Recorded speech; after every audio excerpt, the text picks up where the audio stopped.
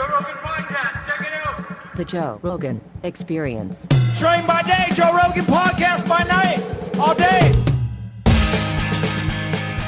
Yes, sir, Michael. Good Thank to you. see you, my friend. Thanks for having me, and really appreciate you showing me around. Wow, what a space you've created, man. Thank you. That's Thank you. so cool. Keeps going. I was excited to show you the picture of my sauna, and then you show me you got an archery. Oh, it's so cool, man. Thank you. That's so Thank cool. You. It's fun. Yeah. So we were just singing Jon Stewart's praises before this started, but I'm so happy he's back at The Daily Show, and I'm so happy he makes fun of everything, and I'm so happy he still makes dick jokes. Yeah. You know, it's fun. It's like The Daily Show seems like The Daily Show again. Like, that guy's a very unique dude, very unique person, and one of the most important pieces to unify everybody. He's reasonable. Mm-hmm. Like, he gets the whole big picture. Like, let's stop being so fucking ridiculously tribal. In the morning meeting, he'll come in, and we're all sitting there, the writers, and he just kind of shuts the door behind him, and we start talking. But it's like a conversation with a college professor, but he's in charge, and it's beautiful. All sides. This, I disagree with that. What about this? And it's like, oh wow, it's really fun to be a part of. And then someone will yell out a dick joke, and then that joke will make it to the show too. You know, it's like smart things and dumb things. That's beautiful. Well, he's never abandoned being a real comic. Correct. You know, which is what got him to the dance in the first place. So he's always has those instincts, and he's the very best at holding a line and making something even more preposterous just with a facial expression. Correct. Yep. And pointing out these fucking unbelievably ridiculous in-your-face hypocrisies that we see every day from both sides. Yeah, from both sides. Have you ever done stand-up with him? Oh yeah, we've done stuff together back in the day. Yeah, I can't remember the last time. I was supposed to do something with him at one of Dave's things that he was doing outside back in the day, but I never wound up doing it. But I definitely did stand up with him in the clubs back in New York, and I knew him way back in the day. He was on MTV. Yeah, I remember that, and I think I remember one of his books was called Naked Pictures of Famous People, which was great. He's a solid guy. He's a solid guy. Yeah. I don't always agree with him, but I don't always agree with everybody. I don't even agree with me. Isn't that good? I mean, isn't that the point of this? It's like you want a couple people to be mad sometimes. I also think we all, as human beings, need to be divorced from our ideas. Okay. Your ideas are not you. You are you. And ideas are things that you should consider. Right. Ideas are something that you should, if it's going to have some sort of a real physical impact on your life and your family and your family's life and people you care about, I understand. I understand why you get connected to things like that. Right. But for the most part, most of these ideas don't affect you. A lot of them don't. And yet we're so ideologically captured that we fight for these ideas as if it's our very nature. Right. You're talking about your essence as a human being. And it's stupid. This reminds me of a time I left my joke book on a train in New York. And in the joke book I have, this book is important to me, call me if you get this, you know. And this guy texts me and he says, I have this joke book. And, talk about your ideas. Yeah. The joke book is the most unfiltered, dumb idea ever. Oh, yeah. That's the beauty of it. Yeah. And I said, man, I'm sure he's reading it. Why, you're going to read it. You're going to read a stranger's joke book. And I connected with him. He was very kind. He gave it to me. But he kind of looked at me like, are you a comedian type thing? And I said, yeah. But it's terrifying when that idea gets attached to you when it was just a fleeting idea. Right. Yeah. The joke book idea is the best example of that, right? Because most of what you write is shit, which took me forever to figure out. I was like, God, I just write shit. Yeah. And then every now and then a gem. Yeah. Ooh, and then you extract the gem. Yeah. But I've realized afterwards, it's basically like gold mining. Most of the time, you're not finding gold. You're finding garbage. And you only get to gold by going through garbage. Yeah. Sometimes I'll do a show and it's terrible, new joke show, but then the next day the thing happens. And I think, oh, that's because I was digging all day yesterday. Yeah, it's the muse, right? muse, you have right. to show up and request the muse's love. I like that. Yeah, do you ever read Pressfield's War of Art? No. It's we have a stack of them out there. I'll give you a copy of it. It's a small book, easy read. Jay Larson, comedian in L.A., recommended that book to me 10 years ago, and I never tackled it. Yeah. It's really good. I used to have a stack of them in the studio where I'd give out to guests because so many comics. I was like, this is what you need.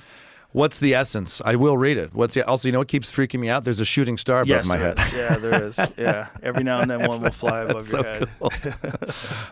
What's the essence? The war of art that makes it sound like it's a struggle to create art. Yeah, it's the struggle against resistance, which is procrastination, which is this thing that we all do before we actually write, which is so weird. Because I love when I'm actually locked in and great ideas are coming. It's one of the best feelings in the world. Like it's like somehow or another you're pulling these ideas out of nowhere, and then it's your job to take this seed and try to go plant it on stage and try to water it and try to over the course of many months it'll become a great bit. And they just only come if you sit there. They only come if you sit there. And what he is saying is that you have to treat it like you're a professional. And you have to decide at 8 a.m. I will show up and I will be there for 3 hours. I will shut my phone off. I will lock in. This is what I do because I am a professional. And you literally make a prayer to the muse. You offer yourself to the muse. You say, I'm here to work. I'm here to gather ideas. I'm here to be creative and be open. And you treat it that way, whether or not the muse is real or not. That's kind of, you can get hung up on that. But if you treat it like it's real, it works, which is really crazy. I love that, and I don't do that. And early in my comedy career, I would go to the coffee shop at this time and start typing. And I'd have all these bits. And I remember Tommy at the Comedy Store, he would say, every time I see you, you have new bits. And I would go, yeah, because I'm going. And now what's crazy, life has gotten crazier. I don't make time for myself to do that, but I need to honor the muse, man. I like that. My move is when everyone's asleep in my house. Okay. Because I get up pretty early for a comic. Yeah. You know, I'm up by 8 almost every day. Comics are unreal with that. Right. But that means that I can go to bed at 1 and still get 7 hours of sleep. So that's what I do. So when everybody in my house kind of goes to bed early. My kids go to school. My wife goes to bed early. So when everyone's asleep, it's just me and the dog. You know, and either we're watching YouTube or I'm writing. And that's when I get my best work done. So you write by hand or you type? I type. You type. Yeah. I feel like I can't write fast enough by hand. What I like about typing is that I don't have to look at the keys. I know how to type. So I can make a letter. I can make a word very quickly. I can zone in to it. But what I really like is a keyboard that I can feel. Like I need travel in my keys. You know, and these clickety little MacBook keys, those are bullshit. What you want is a keyboard that you don't have to look at because it's got like little divots where your finger sits. So I use a ThinkPad. And ThinkPads have the best keyboards. They have travel. Each one has like a couple of millimeters of travel. So it's a clickety. So my fingers know exactly where to go and I can just get into the zone. You're zoning right now. Yeah. But that's how I do it. Like I have like a whole thing. Like the laptop that I write on, it's not connected. It has no apps. It never goes anywhere. It doesn't get smart. Email. It does. I only allow myself to use the Bing search engine to find out if because most of the time if I'm writing about something like, you know, when was this discovered? What happened here? Who figured that out? It's normal facts. Daylight savings is coming, so we're about to lose an hour, and that means trying to speed up your morning. But if you drink AG1, maybe you're fine with it. It's that quick and easy to help your body feel great every day. Starting your day with AG1 can help you shake off the grogginess, get back into your rhythm, and even give you the boost you need to make the most of that extra hour of sunlight, maybe even turning you into the morning person you've always wanted to be. AG1 rules. I drank it for a long time now, and seriously, it's as easy as I say every month. You just take 1 scoop, put it in some cold water, shake it up, and you're ready to go. Honestly, it tastes pretty good too. I'm not complaining. It's never too late to create a new healthy habit for 2025. So try AG1 for yourself. It's easy to stay consistent with, and that's why I've been partnering with AG1 for so long. And AG1 is offering new customers a free gift when you subscribe. You'll get a welcome kit, a bottle of D3K2, and 5 free travel packs in your first box. So make sure you check out drinkag1.com/Joe Rogan. That's drinkag1.com/Joe Rogan. That's a trap for me. Frequently, I'll start typing. I was working on a bit recently that all of these amazing men, these explorers, these achievers, the idea was, because I found out that Sir Edmund Hillary, the Mount Everest's first man to climb, Everest. He had like 9 kids or something. And the idea of the joke was, I don't even think he likes climbing mountains. I don't even think he enjoys outdoors. It's that he's trying to get away from his family. So then I looked up Roger Bannister, the guy who broke the 4-minute mile. He had like 7 kids. I'm like, I don't even think he likes running. He's just trying to run away from his family. But I remember writing that bit. And it's a funny bit. It's a great premise. There might have been an Elon thing there. He has a lot of kids going to Mars, whatever. There's other stuff. But I would keep getting sidetracked by these Googles, right? I'd start typing a bit. Now I'm on Sermon Hillary's Wikipedia page. Now I'm gone. And that's a trap. That's tricky. It's procrastination. Yeah. It really is. And you can get locked in. So the discipline is to keep it, stay on the bit, Kosta. Yeah. I would play this stupid game with myself. It's like, I'll just go on YouTube real quick and see if I get inspired by anything before I write. And then I'm watching 2 hours of muscle car builds. Right. Right. Just dude, it's wild. I'm watching people turn their Land Cruiser into an off-road vehicle. Like, come on. I would do motorcycle handlebars. You know, I would find my motorcycle, and then there would be like that's amazing. It's 20 different handlebar builds and stuff. What kind of motorcycle did you drive? I have a Triumph Bonneville 2011. It's in storage in Pennsylvania now. I take it out in the summer a lot, but in LA, that was what I used all the time. You ride a motorcycle in LA? I did forever. Holy shit, my dude. wife doesn't really, we have a family now, but in PA, I ride it a lot. And there it's deer, man. They're very, that's the scary thing there. They get very close. They're not afraid of cars or motor vehicles at this point. Well, there's a time between like September-ish to like December-ish where they're retarded because they're horny. Right. Once it starts getting warm out, they start getting goofy. And then when you get cold, like around November, that's when it really kicks in. Like if you're in Pennsylvania or Iowa, oh my God, I visited my friend John in Iowa, and I'm driving down the road, and every 15 seconds you're slamming on your brakes because something's darting near the road. Yeah. They're all over the place. So they're horny and looking. Yes. Right. They're also getting chased. Right. So the bucks are chasing the females, and the females are just running out into traffic. Right. And the bucks are following them. It's bang, I mean, this is like men at night. Oh, yeah. Yeah. 6th Street, where my club is. Don't drive fast. That's why the road is closed on the weekends. They don't want people driving down 6th Street with all these horny idiots. I love that they closed that, though. That's good. I didn't know that. It is great. Yeah. But what scares me is like what happened in New Orleans, where they have these roads where only people walk down, and everyone knows it, and this psycho decides to kill a bunch of people. It's crazy that you have to think that way. But, I mean, there should be some sort of retractable posts that they can pull up. Wasn't there for that one, and It wasn't up. It wasn't up. Yeah. In New York, it's a big concrete slab. I was in France last year, and they had these huge flower pots with beautiful flowers in it. And I said, this is the New York version, is a huge concrete slab that says NYPD on it. And this is the French version, which was this enormous, beautiful flower pot. I go, that's serving a function and also beautiful.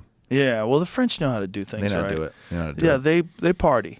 They know how to party. Yeah. They drink a lot of wine. They stay thin somehow or another, which is odd. Like, I hope RFK Jr. figures that out. It seems to I be want to know how the butter Italians are so thin. Yeah, all the time. I go to Italy, and it's also like the standard cliche, but it is true. You go there, you can eat the food, and it doesn't affect you the same way. Yeah. So like, and we don't even think twice about it. We come back here and still order pizza and still feel like shit. If I eat a pizza here, I feel so bloated. I ate a pizza in Italy last summer, and I ate the whole pizza too, the whole margarita pizza. I ate the whole fucking thing, and I was like, I just would just resign myself to like the thud of it hitting my digestive tract and like feeling like I'm on Dramamine, just like.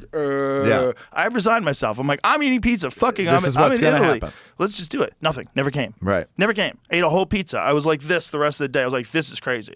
I'm not even like sludgy. Brisket crushes me. Ooh, Terry Blacks put you down, son. I was in Houston. Steve Byrne was at the other club. You want to get lunch? Yeah, of course. We go get brisket. I went back to I slept for like 3.5 hours. I mean, it is very Did you delicious. have sides though? I don't remember. I bet what you we were did. Doing. I bet you had sides. You think it was the sides that did it? Yeah, I think it's mostly the starches.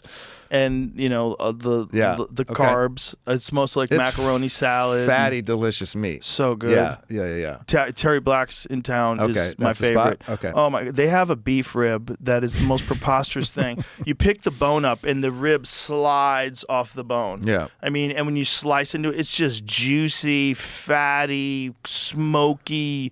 Why is the meat falling off the bone such an important? Because it's so tender. It means it's been tender. slow Okay. cooked perfectly. Copy that. They have a thing where you want your brisket to fold but not break. So they take a slice of brisket and they put it over their hand. And if it breaks off, you fucked up. You made a mushy brisket. But you want it where it's just folding, Right. like a thick cloth. Right. There's a life metaphor there too. Brisket, you want it right out too. You want it like right after they slice it. You don't want to wait on brisket. Yeah. You want to eat it right. You don't want to eat it before it's. Well, you want to eat it while it's still warm. Look at that. See the fold that guy's got on his finger? Yeah. That's a perfectly cooked brisket right there. Dude, That's I it. learn every time I'm here. I learn. I remember the last time, dude. We were talking Italian billiards. I didn't even realize it was a different billiards. Oh, they have a bunch of different billiards. But I mean, that's funny. I never had any idea about that brisket. But it was all originally Germans. that would do the brisket stuff. Germans who came over through Texas, like Fredericksburg is one of the hubs of it. It's all a bunch of Germans who came over here, and they made smoked sausages, and so they came over here, and the brisket became a thing because brisket was not a choice cut. It was a thing that they would throw away. Okay. Like you wanted the steaks, you wanted a T-bone, you wanted. So they would take the brisket and they just figured out, like if you just slowly cook it, you render it down and break down all the toughness of it. And at the end, you have this delicious, tender, smoked perfection. That puts me to sleep. But they know how to do delicious. it here, man. They make the best fucking brisket on earth right here. Terry Black's, Franklin's, La Barbecue. There's like a bunch of spots in town. Yeah. What's it? QB Barbecues? That's the Egyptian joint that I went to with Action Bronson. That place was insane. Oh man, having a meal with him would be super fun. KG Barbecue. So this gentleman came from Egypt, and he was like a finance guy, I think, in Egypt, just working a regular job. Came over here, fell in love with brisket, decided to just open up his own barbecue shop. And so this guy makes these incredible recipes with like Egyptian and Middle Eastern spices, Jesus. but with Texas barbecue. Oh my God, it was so good. It was so good. And Cool story. He's blowing up now. And it's just super nice guy too. Yeah. Just like I love when someone does that. It's like fuck this job. You know what I want to do? I want to feed people. I want to make brisket, awesome brisket. I want to make a food truck. And this guy, it becomes so popular so quickly that this guy has like a real business now, and he's got a restaurant. He's opening up a second one, I believe. That was my favorite part of living in Los Angeles. It's easy to make fun of LA for good reason, but for the most part, a lot of people were betting on themselves and a talent they had. Yeah. Not everyone's, but I do love that. I always appreciated that. Yeah, I like living in a place where people are definitely going for something and taking chances. Yeah. The problem with LA is it also becomes attached with what is the engine that gets you to where you want to go. And sometimes that engine is like pure narcissism. Yeah, or fame. Yeah. If that's the goal. Fame. Most of the time Yeah. it's fame. Which fuels the narcissism. But I think a more interesting question is, how do we find the thing that we're meant to do? That Egyptian finance man found that brisket is his calling. That's fascinating. In his 30s. In his 30s. With a career. Right. Yeah. Right, with a career. Making money, having health care, still decided to Living give it up. in Egypt, by the way. It's not even close to Austin, Texas. And he comes here he doesn't just decide to make barbecue. He decides to make barbecue in the home of barbecue. I mean, the place. Yeah. He's like, fuck it. If you want to learn jiu-jitsu, go to Brazil. Yeah. He went right to the heart of it all. I remember I was coaching tennis at University of Michigan. I was making $31,000 a year. And I go, I think I can make this in comedy. If I'm going to get paid like shit, let me at least do what I want. So, of course, the first year I left, first year I did comedy, I made whatever, $6,000 or whatever. But I think often how much harder that would have been if I was making $100,000. Right. You know, it's because I was poor, let's be poor and pick the thing I want to be doing. Oh, 100%. But that's the thing about youth. Youth is filled with, if you're 47 years old and you decide that you need to change careers and you're going to be a folk singer and you have a family, like, what are you talking about? You have a Volvo. You have a fucking mortgage, you idiot. Like, you have to go to work. You have to go to work. If you're going to make folk songs, you're going to make them on the 2 hours you have for yourself on the weekend when everybody else is out of the house. Yeah. You don't have any time for that. What is it true that Rodney Dangerfield found comedy so late like that? Well, Rodney That's did nuts. comedy and then quit, but kept writing and was selling aluminum siding. Right. That's what I remember, and then that story. Remade it when he was like 46. That's fucking awesome story. Yeah. How about Schimmel? Schimmel didn't even start till Right. he was 36. Which I thought was crazy. Yeah. I remember when I heard because I was a giant Schimmel fan. Okay. And then when I had heard that he started when he was 36, I was like, what? I didn't think you could do that. I Yeah. thought you had to start when you were like 21. Yeah. Or you had no Yeah. chance.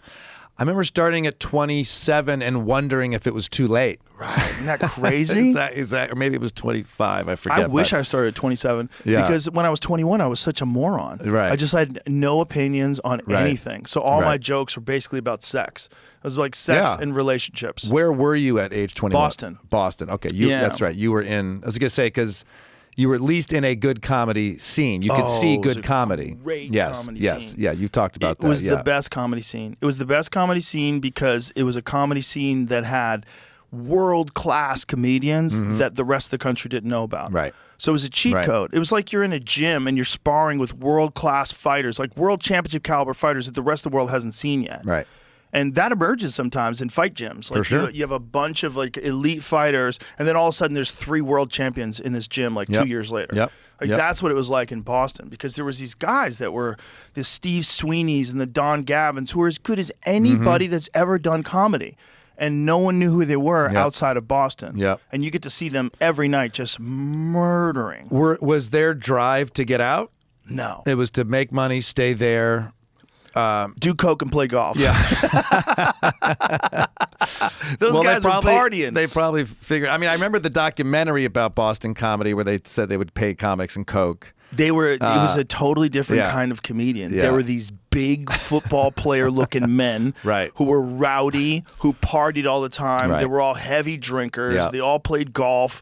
They were all animals, and they Everyone- would go on stage and obliterate. Right. When I say obliterate, I mean Yeah. these guys would go on stage with a drink in their hand, and they had a fucking act that was as hammered as a samurai sword. Yeah. It was polished, and they would just From the pause fucking- they would take to the eyebrow raise, all that. everything. And a lot of it was like local references, Yeah. like local Boston stuff. And they would bury these out of town comedians. I saw them Yeah. bury Billy Crystal one night. my Bury God. him, bury, death. Satan was nipping at his heels and dragging him down into the netherworld. It was horrible. He was in hell. I feel like when I started comedy, drinking was still big. It was big. Now I meet all the young comics and everybody's sober or they're thinking more about all the different facets. But when I started, there wasn't YouTube yet. Right. Comics talk shit in the green room a lot. Terrible. Yep. I went and did Yuck Yucks in Vancouver recently. In the green room, there's a sign up that says, "We don't harass people in the green room." And I'm like, this is different. This is different, you know? Well, Canada's just on another level Canada's with on their wokeness. Canada's on another level, but I Come remember- back to us, Canada. I remember Come back. driving down the road in Vancouver, and there's all these people just lining up. And I go, "What's going on?" And said, "Oh, well, they're lining up for the bus that's about to come." And I'm like, "That's Canadian." I mean, like They're so polite. They're waiting. They know where the bus will be, and they're lining up. That is not how it works in Brooklyn. And then before they get on the bus, they give their land acknowledgement. Before they step on the bus. Do you think that comedy with the polish, the local? I mean, it feels like comedy's taking a different turn now. Now it's if a bit is kind of working, we post it. It's up. It's not polished. Well, there's and I miss some of that. that. I miss some of that. There's some of that, but there's still guys, like Louis who don't do that, Yeah. and Attell doesn't do that. Yeah. It's Yeah. like I get for young Yeah. guys coming up, it's a very good way to develop an audience. Like there's guys that have a clip, the clip goes viral on TikTok, all of a sudden they're selling out shows everywhere. Like a guy like Ralph Barboza. Yep. It's a funny guy. Yep. Gets a funny bit, it gets put up, bam, all of a sudden he's headlining all over the country, and it happened to him like that. He was opening for me in Dallas before any of that. And, you always watch the opener. And normally I watch the opener like this, like, this is just, is this what I have to go up after? Why clean didn't I up. bring my own guy? Whatever. Right. And I'm sitting in the green room and I'm going, ooh, that's a good bit. oh, that's a fun. Oh, crowd's going to, and I'm going, this guy's got it. Yeah. And then 6 months later, I was like watching his special, right? Or it wasn't maybe a year later, but yeah. I mean, that's a great example. He's a funny dude. Yeah. Yeah, it's a great example of what can be done with social media today. You know, and then there's these guys. There's a lot of bad ones too. Like from Kill Tony, where they do 1 minute. And a lot of these 1 minute clips get put into reels. And then these guys are getting huge responses for this. And now they're doing the Killers of Kill Tony, where they're selling out these huge places. So it's amazing what can be done.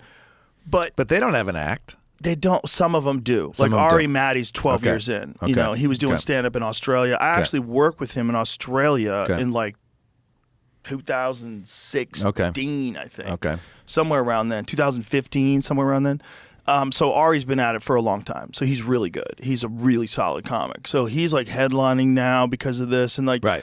But there's guys that are in it 4 or 5 years and they don't really have an act yet, but they have a couple of good jokes.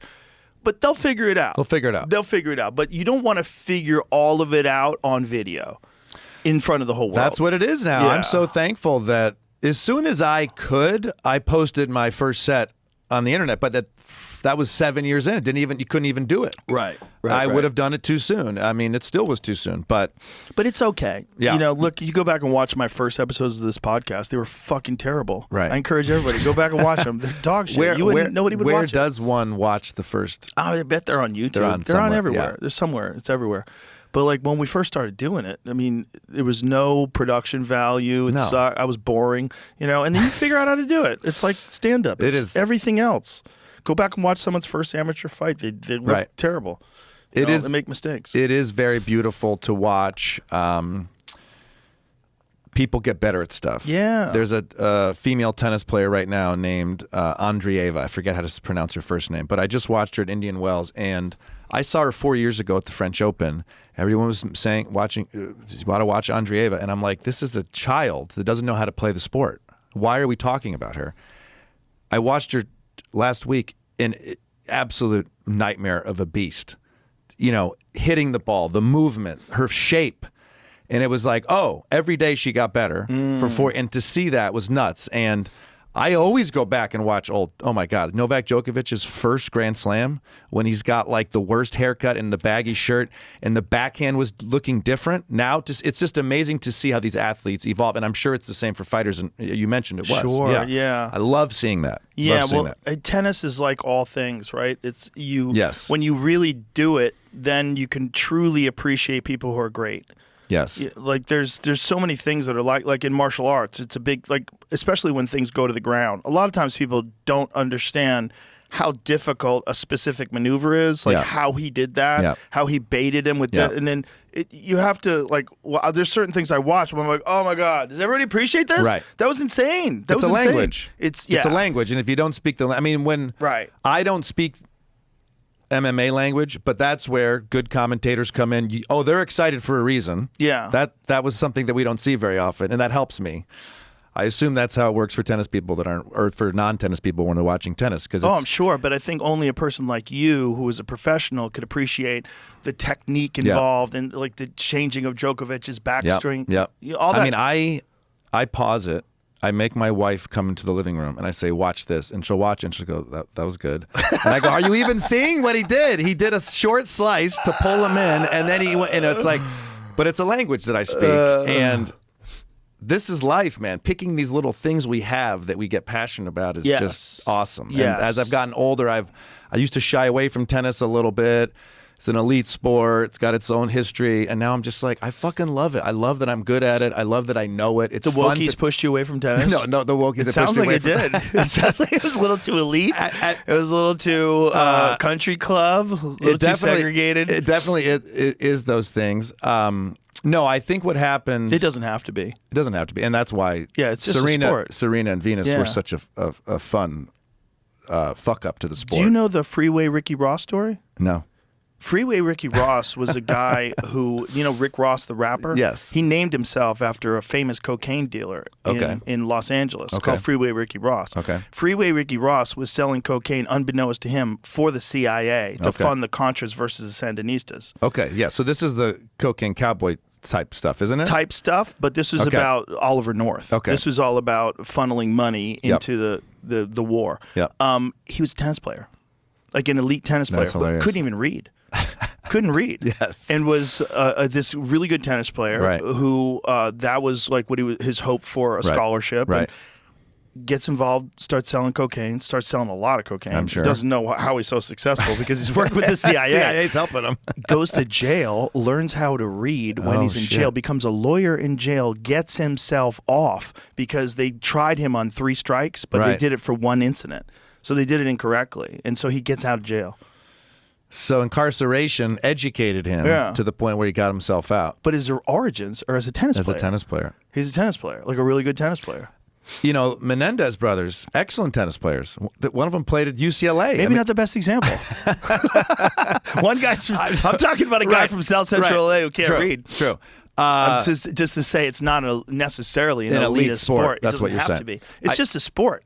I agree. And all you need is a court. I mean, it seems pretty cheap. You need a flat surface, a tennis racket, and a ball. Like, let's go. The kids that were beating me when I was a pro played on a dirt court with a rope tied between 2 sticks. These South American and Russian players, it was not a money sport. It was not a sport of money. It was a sport of movement and competition. And because there's no clock, you can have as much time as you want to figure out and beat down your opponent.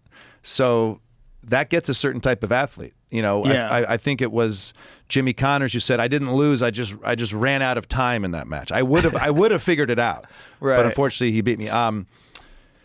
What happened with me? I was trying to be a stand-up comic that I was trying to so badly that I was trying to remove the athletic stigma. Even now, you sometimes say tennis and people kind of back up, but as I got better at comedy and more confident in my abilities, I said, why am I shying away from the sport that I love and that is such a foundational part of me? Isn't that weird that you felt like you had to move away from athletics in order to fit in comedy? That's probably a more succinct way to say it. And the new book that's out right now, Lucky Loser, is all about how I'm now embracing this tennis because it gave me all the skills to actually be good in comedy. Of course. Yeah. Discipline, realizing, like the tennis player that you were talking about, that if you do put in the work over time, the results will pay off and you'll see it. And you're alone. Yeah. Figure that shit out by yourself. Yep. You're alone, and you're going to have no teammates, success and failure. When I was 8 years old, I lost in the finals of the Ann Arbor Junior Open, and I realized I was going to lose, and I started crying on the court. And my older brother runs on the court and holds me like a child. I'm crying.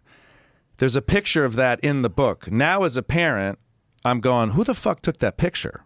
Right? I'm just a kid crying, and my brother's holding me. Is my parents taking that picture? They did it for the gram. For the gram. But man, as a comic, holy shit, we've all felt like that.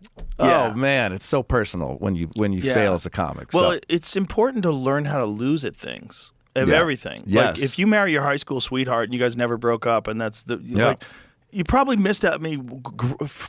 Congratulations on achieving the most difficult thing humanly possible together that everybody admires, right? Yes. When you meet a couple, and like I have 2 friends of mine that have actually been dating since they were like 16 years old, and now they're married with kids in their 40s. Congratulations. But I think there's some value in getting your ass kicked. Yeah. I think there's some value in a girl saying, no, I don't even like you. Like, no, you don't like me. You know, I think it's good. Getting dumped is good. I think all that's valuable. I think you have to learn. And I don't think you learn by winning all the time. And I don't think you learn if something's easy, which is why really handsome and really beautiful people are often ridiculous in the way they behave. That's true. Because they have 5 aces. Right. And, you know, and they didn't earn them. They were just born with 5 aces. So how do you instill grit, toughness in a generation? As a parent, I see my 5-year-old struggling.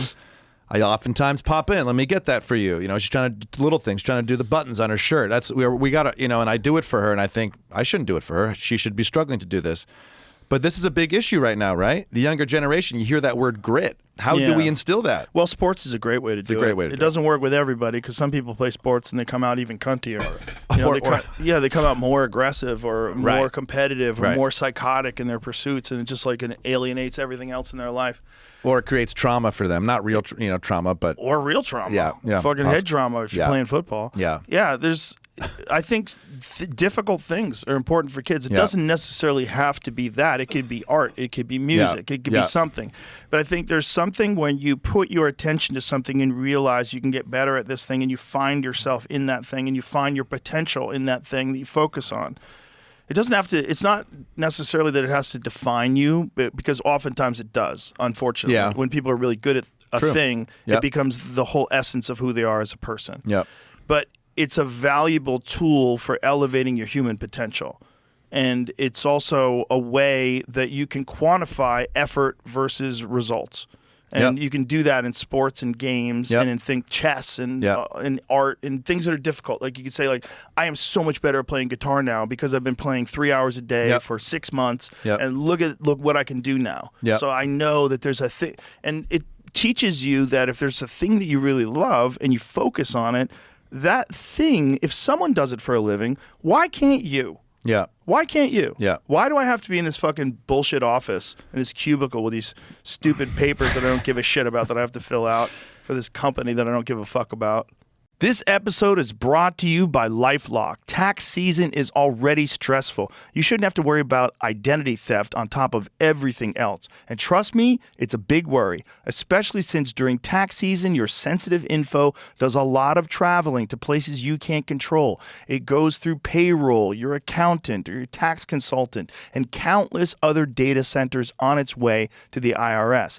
Any of them can expose you to identity theft because they all have the info on your W-2, just the ticket for criminals to steal your identity. It's no wonder last year the IRS reported tax fraud due to identity theft went up 20%. You need LifeLock. They monitor millions of data points per second and alert you to threats you could miss. If your identity is stolen, LifeLock's U.S.-based restoration specialist will fix it, backed by the $1 million protection package. And restoration is guaranteed or your money back. Don't let identity thieves take you for a ride. Get LifeLock protection for tax season and beyond. Join now and save up to 40% your first year. Call 1-800-LifeLock and use the promo code Joe Rogan, or go to lifelock.com/Joe Rogan for 40% off. Terms apply. I agree with you. Some things we will improve upon faster based on our natural abilities. I loved the way DJs used to seamlessly transfer one song to the other, beat matching, whatever that was called. I asked for 2 turntables for Christmas. I obsessed over it. I fucking sucked at it, dude. I couldn't do it. I tried so hard. And then I'm thinking, I pick up this tennis racket and it all kind of clicks very quickly. Well, you have a good frame for tennis, first of all. Thank you. So you're tall and long, right, which really helps. You could reach stuff that other people can't reach. You think you don't think I don't have a good frame for DJing? Yeah, like you have like a foot more space. Look how much wider your arm. My arms are pretty long, and yours are like a foot more. Dude, if Pete Sampras did this, the greatest server. Oh yeah. He is. Don't they say that this is the same height? I think so. I think they say that this is your height. Is also. that what it is? Yeah, it's not really. I mean, it's your wingspan. Well, I always heard that Some from people's here way to long. here is your foot. I saw that on Pretty Woman. From here to here is your foot. But I mean, Pete had like extra length. Yes. And people go, how did he get the pop on the serve? It's like, those torque. Like Tommy Hearns with his punches. Yeah. Tommy Hearns was so long and tall. Like Deontay Wilder's another example. Okay. Those long, tall guys, when you have this torque. Like, you ever see Deontay Wilder? No. He's arguably the greatest one-punch knockout artist in the history of the heavyweight division. At one point in time, he was like, what is Deontay's record? I think it's like 40, and he's had a few losses recently. But at one point in time, he had like 39 knockouts out of 40 fights, Jesus. which is insane. And these are professional fighters he's knocking out. It's And not he's me. undersized for the heavyweight division. When he fought Tyson Fury was like 260. He was 209. 209. He made it to 40-0. 40-0, and 39 of those 40 were knockouts. Look at everybody. Knockout, TKO, KO. He knocked out everybody. And get the Luis Ortiz fight. Show him the Luis Ortiz fight. Forgive this extremely ignorant question. When you say knockout, that means like flatline. The guy's done. That's not like the ref calls it. That's TKO is the ref calls okay. it. Knockout is like it's over. Like you got flatline. And these are guys that know how to take hits. Elite guys. Yeah. Well, this guy, Luis Ortiz, was on the Cuban Olympic team. He's a fucking elite fighter, and he was really durable. And Deontay he's the one with his back to us. He's long and tall, but he's not giant. He's not a big guy in comparison to a lot of these guys. But he catches him with a right hand and flattens him. I think this is the first time they fought, Jamie. Oh, you want the second one? Yeah, the second one is the KO with one punch. So he beat him up in the first fight too. But Ortiz is an elite boxer, and Deontay's not the best boxer. Right. He's just a hitter. Got a hitter. And he's just waiting, blam! Yeah. And he hits guys, and they're like, what the fuck? Here it is. Watch this. Wow, it just collapses. It didn't even seem like it was that hard of a hit. And this is an elite heavyweight. Yeah. Show it again. Show it again. Because it's so crazy. It's just one punch. It's just black. See, Wilder just waits. It's all waiting. It's not boxing. Yeah, it's right. He's just waiting for his chance. Look at that record. The ring, overhand left. Now Wilder needs to get back in the Right center here. as King Kong trudges Plunk. forward. Unbelievable. When you got that kind of power, that is so crazy. That's crazy. That's hard for us to. It's hard for me to even wrap my head around. See if they show it in the replay, because he hits him on the forehead, which is so crazy. Just before that, watch this. Right there. Just before it, Jamie. Okay, here it is. Watch this. He hits him on the forehead, man. Not punching. So waiting, he's just waiting. He's just waiting. He's just pawing at him with his left hand, and Oh bang! my God! Look at that, Bro. But it's all that torque and length and leverage and just God-given power like nobody has. Jeez, and the fucking Bro, slow motion. That is so crazy. The slow motion That camera. is so crazy. And look at the torque. Look at the wide shoulders and the timing and the speed. And watch, it just straightens out right on his fucking noggin. Boom! You know, in these And the follow through with the shoulder. Oh my goodness. in these sports, like mixed martial arts too, these sports aren't for me because one punch, it's done. Oh yeah. Meaning, I like watching that. Meaning, I wouldn't have been a good athlete in that sport. Why do you think that? Well, like in tennis, what I love is if you're just bombing aces, after the first set, clean slate. We start all over again. And in boxing, you make one mistake like that, and it's done. Well, against that guy. Against but that that's guy. very unusual. Most guys can't do that. They can't do that. Most guys can hit you pretty hard. You would take a hard hit, but you could recover. That's crazy. That's crazy. That's crazy. Deontay's like in a world of his own, and he's also in a world of his own again because he's not big. Like there's Daniel Dubois, who is I forget which division he's a champion of right now, but he's a giant heavyweight who knocks everybody out. But he's 255, 260, built like a tank. Deontay's literally 40 plus pounds lighter than that. Crazy. And just one punch, blah! I liked how we watched a lot of that, and he hadn't even thrown a punch. He's not a hitter. wasting. He's a hitter. He's a hitter. He's there to kill you. He's not going to outbox you and be slick. In fact, his movement is sometimes awkward. Yeah. He's criticized for having bad footwork. His legs look like sticks. Yeah. He has the skinniest legs you've ever seen in your life. Like, it's crazy. Yeah. Like, you But look at he'll his fuck legs, you you're up. like, how? Yeah. How? Yeah. But the power this guy generates is out of this world. So his software during a fight is just constantly trying to find the open for one of these huge punches. That's the whole time he's doing. He's not boxing you. Yeah. I mean, he's Right. boxing kind of, but Right. he's really looking for the big one. And Right. you know if that big one lands, it's nighty-night for That's everybody. That's The only body who's able to survive it is Tyson Fury because he's a fucking animal. Right. And he Right. rose from the dead in the 12th round of their fight where it looked like Deontay had knocked him out cold. Deontay even went like that at the end of it Oh, my because God. he hit him with a right hand and then a left hook as he was going down.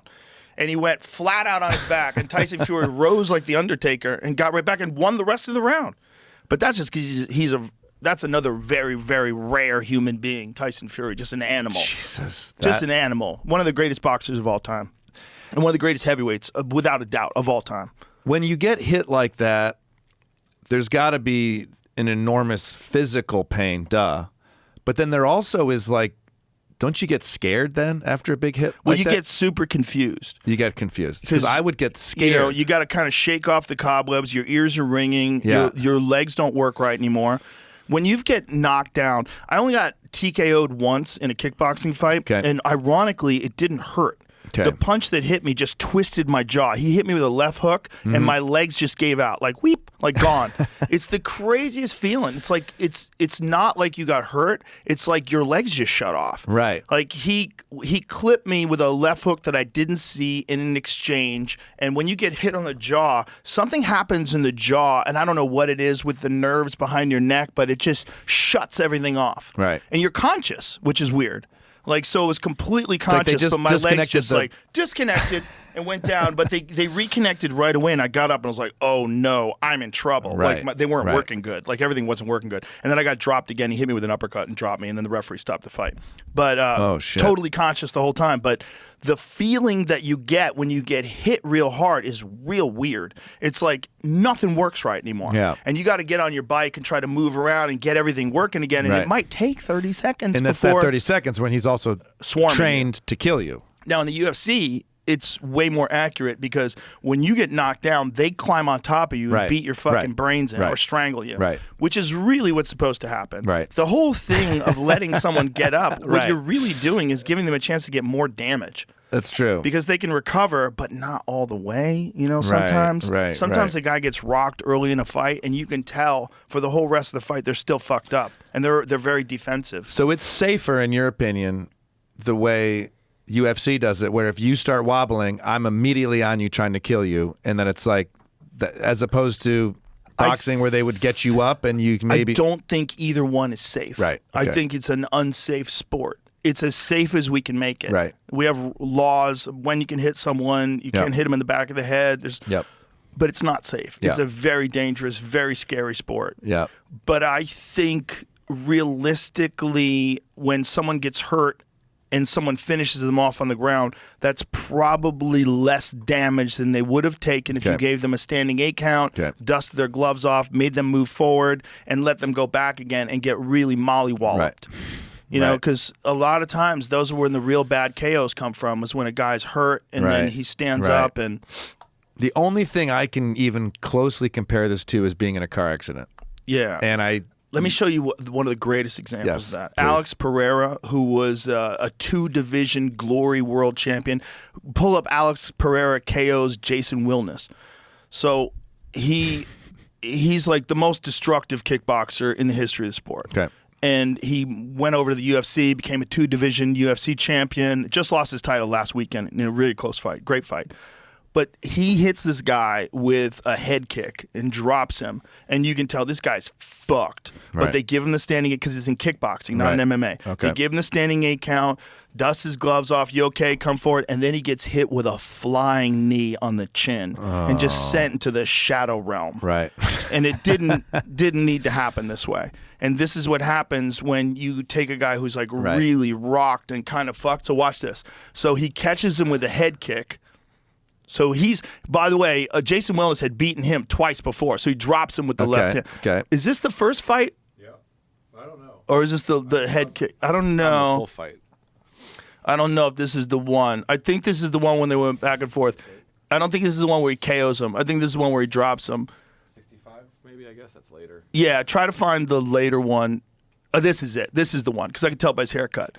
So Pereira at this time was the champion, and he was getting revenge on Wilness, who had beaten him before and stopped him with low kicks in one of their fights. So he head kicks him. Boom! Boom. So right now, he's fucked. Then on MMA, he would follow up, beat him a couple times, and that'll be it. Over. But Wilness is like, they're giving him a chance to clear his head. You're coached to like get up immediately, show that you're okay. Right. Yeah, and he's like, they move don't clean forward. the blood? They'll watch this. Boom! Oh my God. Yeah, that's the kind of shit that happens when you're really already fucked. So he can hit you with this flying scissor knee right on the chin. What the fuck is that, dude? And he's the most ferocious knockout artist literally in the history of the sport. Look at this, on the chin. God. And that's like legal and everything. Oh, yeah. It's encouraged. It's not just legal. That's celebrated. That's one of the greatest techniques in the history of the sport. And Alex Pereira, that's how he won his first UFC fight. He won with that. Want to see another nasty one? Pull up Pereira KO's Michaelitis. You want to see another nasty one? This is Pereira's first entrance into the UFC, and I'm a giant fan of kickboxing. So I watch Muay Thai, I watch Dutch kickboxing, I watch Glory, I watch everything I can about kickboxing, and I knew this guy was really special. So I was completely hyping him up in this first UFC fight. I'm like, just watch. Yeah. And he came through in flying colors, and he came through with that flying knee. And it's so nuts the amount of power this guy can generate, and with punches and with kicks, but with a flying knee, you have so much torque. You're literally throwing your body weight up into the air. So how do you avoid a flying knee? Just step out of the way? It's in the second round, Jamie, so it's right after this, like right at the beginning of the second round. Yeah, so they start the second round, and he's like, fuck this dude. I'm just going to catch him coming in and flatline him. This is, watch this. I mean, this is nutty. See if the production truck can isolate that. Here it is. But it's a nasty welt on his left cheek. Hey, John, honestly, that's what I was speaking to with all the clinch and the grab. Oh my God.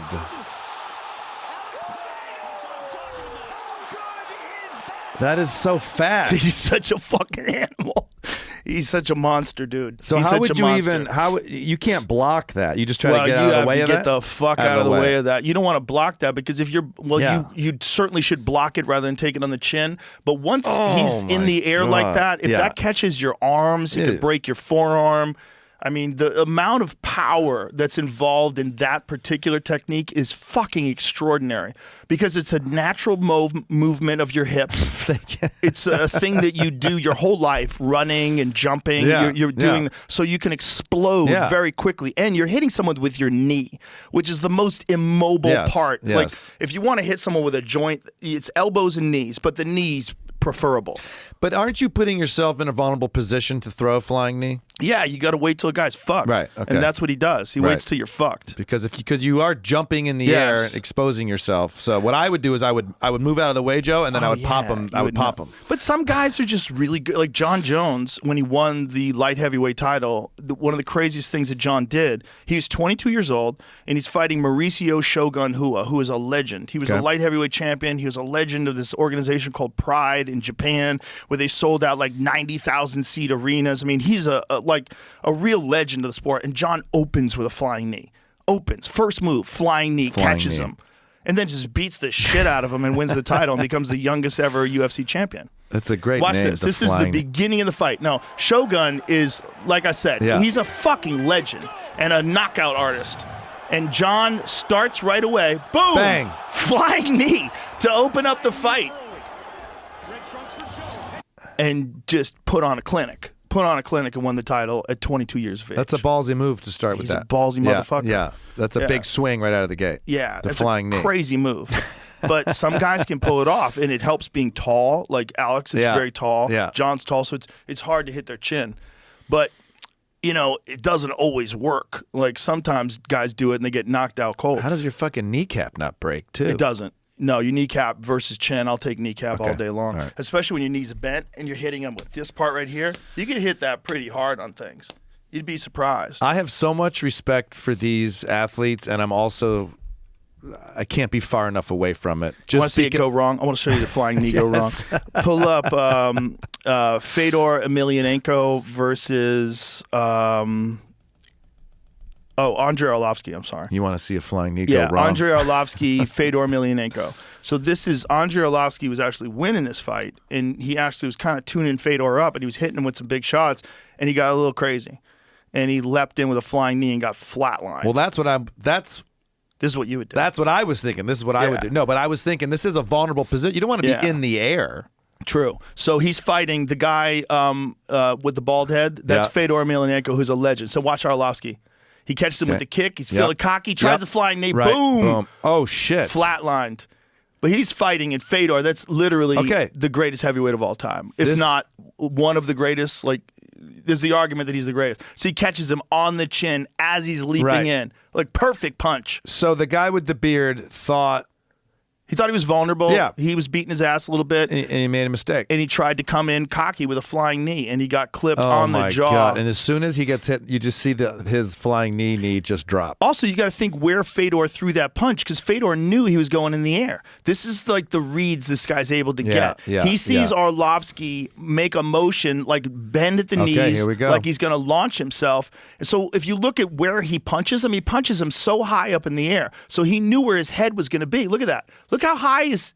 See it? He's ducked down, and Arlovsky's way up in the air, and he catches him perfectly on the chin. Yeah. Like, that is just an understanding of positioning, where a guy's going to be, and what the timing of your punches. This is reminding me of the way Roger Federer would notice his opponent would quarter of an inch open up his grip on the run, and Roger would know forehand slice is coming, I'll sneak in and pop. And now it's a much different sport, obviously. Really? But it's reading. Just the grip? Yeah, dude, if you just... Typically, he does it like this, and this time he's doing it tiny. Boom, they go in. What's so different about tennis, obviously, is then you just volley the ball for a winner. It's 15-love. You don't get head kicked. You don't get fucking knocked out. I mean, this is why this shit fascinates me, but I don't know. The consequences are so grave that people look at it as a barbaric, horrific thing, which is valid. I understand why pacifists and people who are very peaceful don't want to have anything to do with violence. Yeah. I get it. Yeah. But what it is to me is the ultimate problem solving. Yeah. It's problem solving. Yeah. You have a person in front of you that is doing all of these things to try to throw you off. They're feinting you. They're moving. They're switching stances. They're shooting in for takedowns that they don't want so they can catch you with a punch on the way in. There's so many variables you have to think about. So it's just like high-level problem solving with dire physical consequences. Yeah. I love sport because it teaches life lessons with very low stakes. But in these sports, there's high stakes. Yeah. And that's very interesting for me because I would much rather my kid play soccer or tennis, learn some important lessons with low stakes. But this type of thing, that is serious stakes, man. It is serious stakes. I think kids, especially boys, should all learn how to fight so that they don't ever fight. That's what I think. I, as a 45-year-old grown man, I wish I would have learned how to fight. Yeah. And I think it's probably not too late. It's not too late. I know you got a gym over here. Yeah, I was telling you could get into jiu-jitsu. You'd be great at it. You have long limbs, you're athletic. Right, so that's what I should be doing? Long limbs are huge in jiu-jitsu? for jiu-jitsu because there's certain things that you'll be able to catch that other people can't catch with shorter limbs, like a Darce choke. So a Darce choke is, so say if you come to grab me and you have your head here and your arm wraps around me like this, I can shove my arm under like this, go off the side of your neck and clamp it like this, and now I've got you in a wicked choke. It's called Darce choke. The Darce choke. You will be way better at that than me because you have an extra 6 inches that you could seal this thing up. Okay. So your hand will go further than mine. You'll be able to grab it deeper Dude, than I I'm can. writing down Darce choke. Yeah. And what I'll do tonight on my YouTube is I'll watch some Darce chokes. Yes. And then you do it the other way, it's an anaconda. So you either go armpit this way, it's a Darce, or you go head this way, armpit that way, it's an anaconda. And with the anaconda, you roll like an anaconda and you squeeze them deeper into the choke. And I just squeeze until the referee says it's over. And your long legs, you could wrap around their body to secure them in place. You could grab a hold of one of their legs so they can't turn away from you. And you could turn into them and fucking keep the squeeze on. Dude, you'd be wicked at it. And in a competition, that happens until the ref calls it, or do I go? The person taps out most of the time. They tap out. Most of the time, you tap out because you know it's over. You know it's over. If you're a psycho, you go to sleep, and there are a lot of psychos who just let people choke them unconscious. That happens all the time. Guys just say, fuck it, I'm going to get choked unconscious, and they just go out. And then the referee stops you. Hopefully. But sometimes the referees miss it, and sometimes someone's out for like seconds while someone's still fucking squeezing the shit out of their neck, and then the referee finally figures it out. The person's like in the shadow realm. I do absolutely love that in these sports there's this extreme violence, high stakes, but then also a simple tap. Yes. Is a mutual agreement. 100%. That's fucking awesome. And if you don't stop when someone taps, you will get kicked out of the sport. Yeah. There's a guy named Husamar Palhares who is one of the scariest motherfuckers to ever fight because he was a leg lock specialist. Okay. And what he would do is rip your knees apart. And he wouldn't let go when you tapped. And he got kicked out of the UFC for it. Wow. Because he did it to so many people. Yeah. He was known for not letting go. Right. And these guys would be screaming in agony and slapping and tapping. Saying, I'm out. And he would be still twisting. And he was built like a human pit bull. Right. He was like 5'7", 185 pounds of solid muscle. And he would just dive on your legs and roll into these positions and rip your knees apart. Like with a heel hook is so terrible because your knee has a lot of strength going forward and backwards, but it has almost none going side to side. So they isolate the top of it with their legs. They wrap the heel into the crook of their elbow, and then they wrench that motherfucker apart. It's literally twisting your knee apart, and it's terrifying. Oh my God. And it cripples people. Like you are fucked. He'll tear your ACL, your MCL, your meniscus.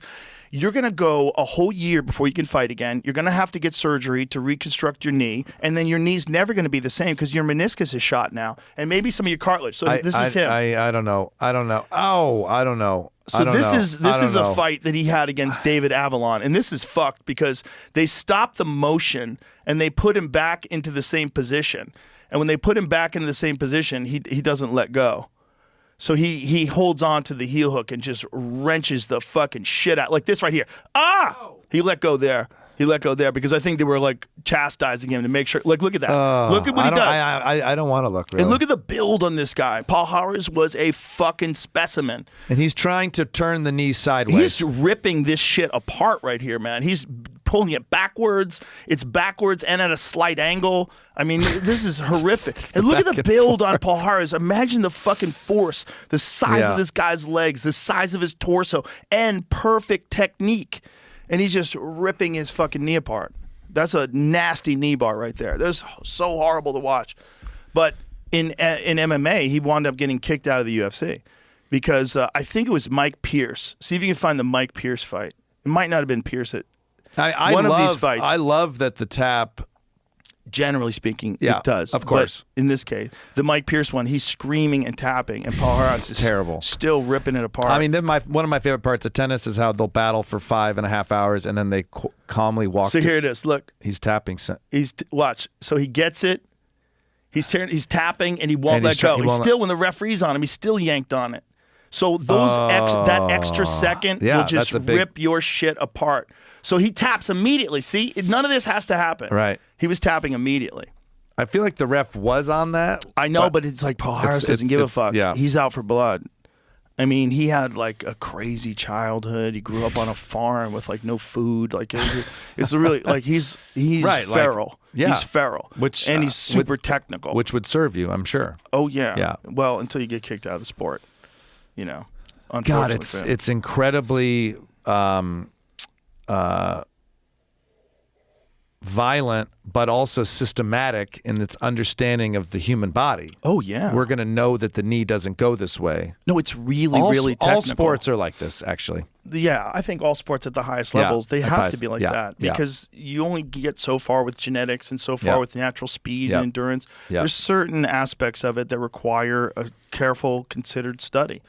And wouldn't you, if you know your opponent is a guy that likes to do wouldn't you then in your training work on defending that and also like making sure your knee can withstand more of that than normal? You know, you're not going to be able to do that. There's so much special knee pill you can take. You got to tap when you get into those positions, and then you got to make sure that you don't get into those positions, which is the most important thing. The tapping must be so humbling as a fighter because you've trained so hard. You want to win so badly, and yet you have to do this thing. You have to press the eject button. Well, hopefully you will tap because guys haven't tapped and they've gotten their their arms broken in half, Right. and I've seen quite a few of those, including legends like Frank Mir. One time he Too much tapped- pride, you mean, to tap? Yeah, Yeah. because he fought Antonio Nogueira, who was another legend, who was former heavyweight champion of Pride, and he caught him in a Kimura and snapped his upper arm, and we watched his arm crack and then go limp, and you could see like where it was cracked up here, like it was horrific. That's terrible. So hard to watch. When you're commentating, are you present moment completely? Oh, Or- yeah. yeah, like 100%. you're just you're Locked not in. you're not thinking like it's not like these baseball commentators were like, I got a story I'll tell later in this. No. No, because it is that. No. Yeah, great. No, great. especially not while the actual fight is Yeah. going on. The actual fight is life and death. You know, you have to be locked in. But Daniel Cormier, my so there's like two color commentators, me and Daniel Cormier, Yep. and there's John Anik, who's the play-by-play guy. Me and Daniel fuck around a lot. We Yep. joke around a lot about stuff Yeah. during because he's like a fun guy. Yeah. But when things are serious, we're serious. Yeah. You have to be like, you know, this is like you're representing these people's hard work. You're trying to like put words to. I love that. Yeah. Yeah, you have to be very serious about it. Because the stakes are so high, and it's Yeah. wild though that people might know you if they're just being introduced to you as the commentator for that, and Yeah. maybe don't know the other stuff. And Well, it's confusing for sure. but it's also like it's one of the things that I'm most impressed with by what you do is as someone that has this passion for tennis. I'm like, it's so cool how you dive into a completely different world. Yeah. Well, you And- just can't apologize for it. You can't wonder what other people think about it. Right. You just have to be yourself. Right. And I grew up a martial artist. Right. Martial arts is Right. an enormous part of my life. Yeah. It's an enormous part of like how I became who I am. Yeah. So for me, like commentating on martial arts is normal. Right. You're not a comedian who then No. switched over to martial arts because it served you. It's your foundation of who you are, and you also happen to be a comedian and podcast host. Yeah, whatever. but like, I'm not interested in being funny. Yeah. You know, I'm just Yeah. trying to do that job. Like I've done commentary on professional pool too.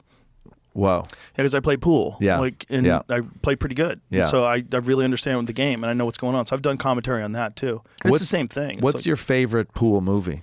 Billy's The movie? Hustler. The Hustler. the Okay. only answer to that question is The Hustler. I thought The Color of Money had a It's run. okay. It's That's okay. Okay. It's All right. okay. All right. The Color of Money is good. It's Yeah. a good tournament movie. It's a good movie, but it's, you know, there's some things in it, and because Paul Newman was in it, you know, it kind of gave it some Yeah. validity. Yeah. Because it was the same Walter Tevis novel as The Hustler. The Yeah. Color of Money Yeah. it was very different. The book was very Okay. different though. Okay. But yeah, The Color of Money was great because it got a lot of people playing pool again. But The Hustler is just an Okay. amazing film. Okay. Like the actual film itself is amazing. It's like Piper Laurie is incredible in it. It's George C. Scott is in it. Jackie Gleason plays Minnesota Fats, Right, and Minnesota. who's by the way, Jackie Gleason was a real pool player. He's probably the only guy that's ever played a pool player in a movie that really could play. My brother once got a book for Christmas called "How to Hustle Your Friends at Pool," and it was in our basement. We had a pool table, but it was one of those things. Same that I worked at it. I could never get it right, and eventually other things came more naturally to me. But it is fun. Pool is something that if you really want to play right, you have to get coached. Okay. Yeah, it's Yeah. just like tennis. I'm Yeah. sure it's like you can develop some bad habits and Yeah. bad fundamentals that you're never going to pass Yeah. a certain level of Yeah. play. Yeah. You know, but I think it's like everything. I think Yeah. it's like chess. It's like tennis. It's like, you know, Schultz was in here the other day and he's into the sport paddle. Have you seen paddle? Is this Padel? Yes. Padel. Yeah. Yeah. This is Oh, is the it padel? Well, I've heard Padel. It depends on how pretentious you want to be. Perfect. Of course. Or I- if you're Spanish. Oh, we're Spanish. Oh, did they say padel? That's where it's from, yeah. Oh well, why don't we call it padel then? Because Schultz said that's what they did. Yeah, he okay. says paddle like he's Said from paddle. fucking like a New Yorker. Yeah, so tennis has had this great historical run on elite racket sports, and then pickleball has been this counter response to tennis. Silly ball, loud noise, don't really have to move much. And pickleball has been taking off. I don't know if you've played or if you've Kid seen Rock plays every day. it. Okay, perfect. That's He gets up at 8 in the morning. He plays pickleball with his trainer. That is exactly my point. Okay, I was in Scottsdale, Arizona recently. I did an hour of pickleball.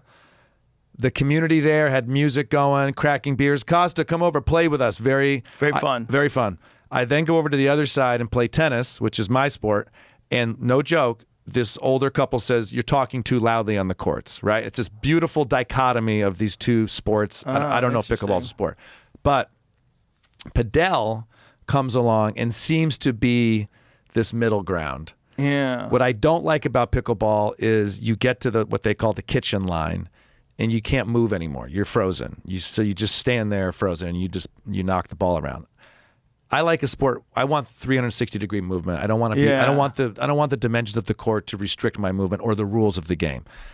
Padel seems to be both. It's tennis, but it's in this box, and they sometimes run outside of the box. They run it's outside the fucking box. insane. And I've actually never played, but the points never end because you're on this. I just see people look blowing at this their shit. ACLs He's going outside out. the box. I know, that's nuts. That is nuts. So it almost seems gimmicky to me. That's funny that Andrew plays, but I would like to play this. And look, also one of the best things that happened for racket sports is HD TV, dude. When you used to, I don't know if when you were a kid watching Jimmy Connors, John Mack, you never even see the fucking ball. Right. It was the same color as the court. Right. And this shit now is unbelievable to Yeah, watch. You see that's how like what fast the they've ball- done with hockey, where they highlight the puck. I love that shit. That's a game changer. At first, now I know people what's made fun- going on. At first, people made fun of it, and I was like, I need. Yeah. And in hockey, with the substitutions on the fly, I never know who the fuck's on the ice. Yeah. I love that though. I love that they do that. That's so cool. I've been watching professional lacrosse lately. Once I shit. realized they could beat the fuck out of each other. I didn't know that they could fight like they do in I didn't know hockey. they could fight. They fight and they wear shoes, which is crazy because now you're bare knuckle boxing in the middle of a game. What does the shoes have to do with it? What do you mean? Get grip. Oh, you mean like a cleated shoe? Right. Well, the difference between running around on ice skates, you're sliding around. The fighting is like, they're fighting, but they're kind of compromised because they can't really good skaters can kind of hold. It's not like having grip with your shoes and being able to really, you can really hurt people. Yeah. So they're beating the shit out of each other. I'm like, wow. Lacrosse always kind of had the like douchey rich kid sport, but it is incredibly. They stopped doing this in the 90s. Yeah, I was gonna say they stopped doing this. I don't watch hockey, but I like it. My favorite. I thought they put a circle around it and when it flies around. No, it got a lot of pushback, but I always enjoyed it. Sorry, I was double checking. I don't hockey think people. they do. They might show it sometimes on a highlight, but That's funny. I always avoided winter sports when I was a kid. I didn't learn how to ski until I was in my 40s, and I never learned how to ice skate because I was fighting all the time. So I didn't want to do anything that would hurt myself doing. Right. So I would and everybody was like, "We're gonna go skiing." I was like, Yeah. Get the fuck out of here. Like, I need these. It was like super important to me. Yeah. this got everybody excited though a few weeks ago. The What are they beginning of doing? the USA Canada fight or game. There's 9 fights or 3 Oh, fights in yeah, the first yeah, 9 yeah. seconds. They just started squaring off. Yeah, why are we upset at Canada? Is it? This is stupid. Is this over tariffs? Yes, 100%. They booed us over tariffs. They were also trying to. I mean, it worked. They got a ton of attention, so everyone was. Who's red and who's blue? Well, Canada's red. There you go. Who's winning this exchange? Red, white, and blue is America. One dude keeps his helmet on. That's ridiculous. That helmet's Yeah, a they problem. punched through it. I It's a do little love tough. when you hear their microphones during a fight and they fight and then they go like, "You ready to be done?" Yeah, I'm ready to be done. I love that. It's like, I was at the comic strip in Edmonton years ago when Canada played U.S. in the gold medal game. Someone sent me the country's water usage during that game. And at every period end, the water usage would go up because everyone would go to the bathroom. Right. And it was like the whole fucking country went to the bathroom at the same time. And Canada won, and I think it was an overtime. I was the only American there. But man, do they love a good winter sport up there. We And got to become friends with Canada again. We have to, I'm down. this is so Love ridiculous. Canada. I can't believe that there's like anti-American and anti-Canadian sentiment going on. It's the dumbest Is there fucking feud. There it is. That's nuts. Look at the water consumption. Is there? That's crazy. Right when I the love on this bathrooms pod where go. if I say something, I got to be ready for you guys to fact check my ass. Jamie's ready. Is there anti-Canadian sentiment? Yeah, there's a lot of idiots that now think that they're our fucking enemy. Okay. That why are we subsidizing Canada? Right. Well, how come they don't have their own military? Well, they don't. So let's just deal with it as it is. Trudeau is out, right? He's leaving. I feel they like got a new guy who's they have just as bad. This is bad. Same thing. But they got a new party. 150 people voted. Now they have a new guy running the country. But their whole election system is so different. They don't have like a specific time when they have elections, and so they can call an election, and I think it happens within 3 weeks. the whole thing is so crazy. And so I don't know what's happening with their politics, but I just want America and Canada to get along. I think it's ridiculous. Yeah. It's a good, as someone who's from Ann Arbor, Michigan, you know. And I don't really think they should be our 51st state. There, I said it. That you said it? It's on record. It would be fun if it happened. It would be fun. I think Greenland's more accessible. Yeah. We could probably buy that. Yeah. If you want a 51st state, it's Greenland. Plus, if global warming is real because of all the digging and oil and all that shit, you know, it'd be good to have a cold spot to eventually warm up. I just read this crazy book called Power Metals by Vince Beiser, possibly. We had him on the show, Daily Show. And it's all about like minerals and metals and what we need for our batteries and cobalt mining in Africa. And I went down all this YouTube shit with like the child, you know, labor and all. But I was very ignorant to how much we need and use metals. Oh, yeah. Nickel, copper, you know, wild batteries, EVs, everything. And so then when the news came out that Trump wanted Greenland, I was like, oh, this is starting to make more sense to me now. There's a lot of stuff up there. There's also a lot of stuff in the sky. If they can mine asteroids, if they can successfully figure out how to mine asteroids, they can get a lot of precious minerals. Let's fucking from do that. Asteroids. Yeah, well, asteroids. that's a few decades away, but they'll figure it out eventually. They've been able to get samples from asteroids, and they know like what the composites are, and you know there's asteroids out there that are filled with trillions of dollars in minerals. That is fucking nuts. I know, it's nuts. Yeah, and they can figure it out. They will. They'll eventually figure it out. But I had Siddharth Kara on, who has done he's done some pretty brilliant and brave investigative work on the cobalt mines. And you know, he took video of these what they call artisanal mines. And it's essentially slaves digging this stuff out of the ground with their babies on their back. This is from Siddharth's book. Yeah. I mean, this is fucking crazy. And they're digging the cobalt out of the ground with like literally with sticks. Everybody's breathing it in. It's all toxic. These women have babies on their back. The babies are breathing it in. And then there's these pools, right? That you put the water, and it's toxic water, and the pools are different colors. And we don't know where this goes, and the water seeps in. And is this 100%. Also I can get the new iPhone 14 Max or whatever the fuck it is? 100%. That's exactly what it is. It's terrible. It's the only way we're getting that stuff. Right. It's most of the cobalt's coming from that area. And it's also then you go to the actual construction of the phone itself, and you see those factories, those Foxconn factories where they have nets around them to keep people from jumping off the roofs. And you realize these people are working in these horrific conditions so that you can get an iPhone that costs $13.99 instead of $15.99 or whatever the fuck it would be if it was made in America with people paid a working wage and health care and all the stuff that you're supposed to get if you're going to be working. So especially if a company like Apple that's worth more than any corporation ever. Like Apple's insanely profitable. So we did this piece at the Daily Show once about the sugar cane agriculture in the central Florida. They over-fertilize it.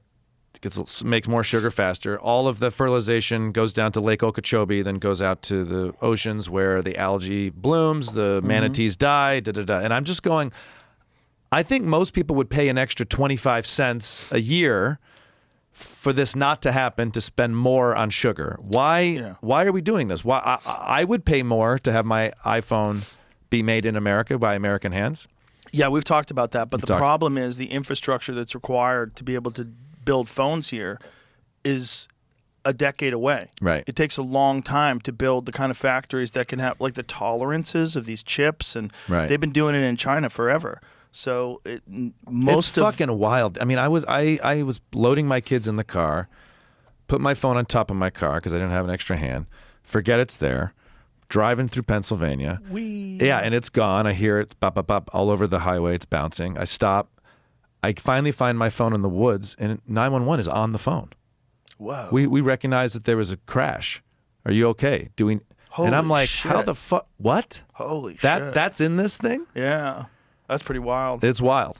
It's also watching everything you do and listening to all your conversations and recommending Google searches. Why don't you buy this, Michael? Hey, Michael, maybe you'd be interested in buying this. It seems like you were interested. But we're talking about vacation homes in Hawaii. Look, Michael. What about when you've already bought it? That always is weird. Yeah, it's weird. When it's like feeding me you're in the algorithm. I'm in the algorithm. Yeah, you get sucked into the algorithm. You know, it's an interesting world that we live in with all that stuff because it's like you're constantly getting inundated. That's one of the things that I really enjoy about podcasts. It's the one time for 3 hours a day where I don't look at my phone. Yeah. I don't have any text coming in. It's on Do Not Disturb. I don't care. I mean, that could arguably be why maybe you have this supernatural memory and brain power, because you, more than anybody probably in the world, maybe United States, are actually away from this for 4 hours just talking. That could be interesting. Did I just crack something? That's something. There may be something to that, but I think it's just the sheer volume of people that I've talked to. Yeah. It's like you're getting But information. you're retaining a lot of that. I've always been good at that for some reason. Yeah. You know? I mean, you just referenced the guest you had, this previous book. Yeah. Are you retaining? Are you doing a trick or anything to retain that? No. You're just locked in and engaged. Yeah. I take supplements for memory too, though. Yeah. I take Alpha Brain, which is I saw it's called a nootropic. I saw it out there. You can grab some. I didn't take. I didn't want to be too. No, get in there. Too sharp you have for the that, pod. Thing that vending machine. You get free Alpha Brain. You just press the button. You don't have to put How any many money in. pods do you get free Alpha Brain on? That's pretty sick. Anyone you want. Yeah, that's cool. But that stuff's legit. It really works, and it really does. That was from my company On It, and when we first made it, a lot of people were saying, "Oh, this is snake oil. This is bullshit." Mm-hmm. I had already had experience with nootropics because there's a company called Neuro One, and Bill Romanowski, the football player, developed it because he was having memory problems after all the hits. And I was on a radio show in San Francisco, and one of the guys was working out with Bill Romanowski, and he started taking this Neuro One. He's like, dude, it's like I'm so much more focused. It's really great. I'm like, okay, I'm gonna try this. And I was like, oh, this is legit. Like, I feel like my mind feels clearer. Like, I feel like I have more thought energy, if that makes any sense. Yeah. So then we started experimenting with different ones, and there's a bunch I like. One of them is this company, Neuro. These are mints, Neuro mints, but they make Neuro gum, which I'm a big fan of. I chew it all the time. It's gum that has like a little bit of caffeine and a little bit of theanine in it. What's the goal? Just to kind of keep the brain energy high? Yes. Yeah, you want to provide your brain with the nutrients your brain needs to produce human neurotransmitters. All right, I'm going to take this. Maybe we'll do like a before after. That, is mine. I usually take 2. Okay. When I take the mints. But they're legit. This is one. Neurogum's another one. True Brain is another one that I've tried that's really good. It's like little packets you drink. I just assumed it was like kids and age and getting older that I'll lose my train of thought more often than I ever have before. Oh, yeah. And I hate it. Yeah, Writing a joke, it's not fun. And everything I read says, like, keep exercising, get blood flow in your body. This maybe sauna helps. Sleep's a big one. Isn't it crazy how much an athlete, the best athletes, treat sleep? Oh, yeah. I mean, Pete like Sampras steroids. used to travel with duct tape. So when he'd get to the hotel, he would tape the curtain to the window so no excess light would get in because he wanted like full darkness, a float tank situation. Yeah. And I'm like, at that level, when you're playing for one in the world, like all that little stuff. Yep. And that's wild. Meanwhile, you get my house, I lay down, we shut off the lights. Sonos has a light. The Wi-Fi thing has a light. The clock there's so much extra excess light all around. Yeah. It's not good. Maybe that's why I can't remember the joke I'm about to tell. Sleep is a big problem. Yeah. You really need to get a solid 7-8 hours of sleep every night. And if you don't, you're going to feel it. One of the best supplements for mitigating the effects of sleep deprivation is actually creatine. Okay. Creatine is actually... My buddy just started taking it. I don't know. I take it every day. I took it in college. The strength team coach made me take it, and it just bothered my stomach. Well, there's different forms of creatine. I take it in gummy form, which doesn't seem to bother me at all. I've had people that take it like liquid, they pour it into water, and they get diarrhea. I haven't had that happen, but it's also like there's different kinds of creatine. You want really good creatine, like you want a reputable company that makes creatine monohydrate. And then there's another thing called HMB that people mix with creatine. But creatine, besides being a muscle builder, because it really does enhance your recovery and helps you build muscle, it also is a nootropic. It also helps brain function, which makes sense because if your body works better, your brain works better. Yeah. And it makes you retain more water. You have more water in your body, which is obviously also a good thing. Yep. And especially for an athlete, and especially for someone who wants to think. Like, one of the worst ways to think is if you're dehydrated. If you're dehydrated and tired, like, you're fucked. You're working on like 50% brain capacity. Well, I love watching sports, the end, you see these silly mistakes always. Why would they do that? That's, why'd the ball go through his legs? Why did he choose to serve to that side? Why did he throw the fastball down the middle? Because they're fucking dehydrated and tired, and it's crazy how that affects brain function. Oh, sure. And that's why I love the couch fan. Oh my God! Why did he throw that? It's like with a beer in your hand, you're literally big belly. You're literally drinking a beer. This guy's a pussy. This guy's a pussy. If I was getting that money, I'd fight Mike Tyson. Exactly. I'd come out swinging. Yeah, the couch fan is their best. But like in fights, you see it all the time. When people are exhausted, they make terrible decisions. They shoot for takedowns. They get caught in guillotine chokes because they're exposed. They're exhausted, and they just take a chance, and they don't have the energy to complete the technique correctly. Yep. Yeah. Oh, dude. I mean, my parenting with a full night's sleep versus like had an early flight, had to fly. I mean, it's crazy. Yeah, everything is. I mean, I'd like to think a kind, patient parent on a good night's sleep, but like when I get home after a road gig or whatever, even coming up this Sunday, I have an early flight. I'm going to get to Brooklyn. I know it's going to be 1 p.m. and the wife's going to hand me the kids and go, your turn. Right. And I'm going to be like, dude, the patience is going to be tough. Well, you're going to be exhausted from the flight. Yep. You know what I found helps a lot from flights is if you can, work out immediately. After? Right when you land. Okay. Like right when you land. Just get into it. Just get something going. Yeah. Even if it's 20 minutes, do a bunch of push-ups and sit-ups and chin-ups. Just get it going. Just reset the clock. Because when you exert yourself like hard, you have a hard, 20 minutes, half hour of working out, it resets you.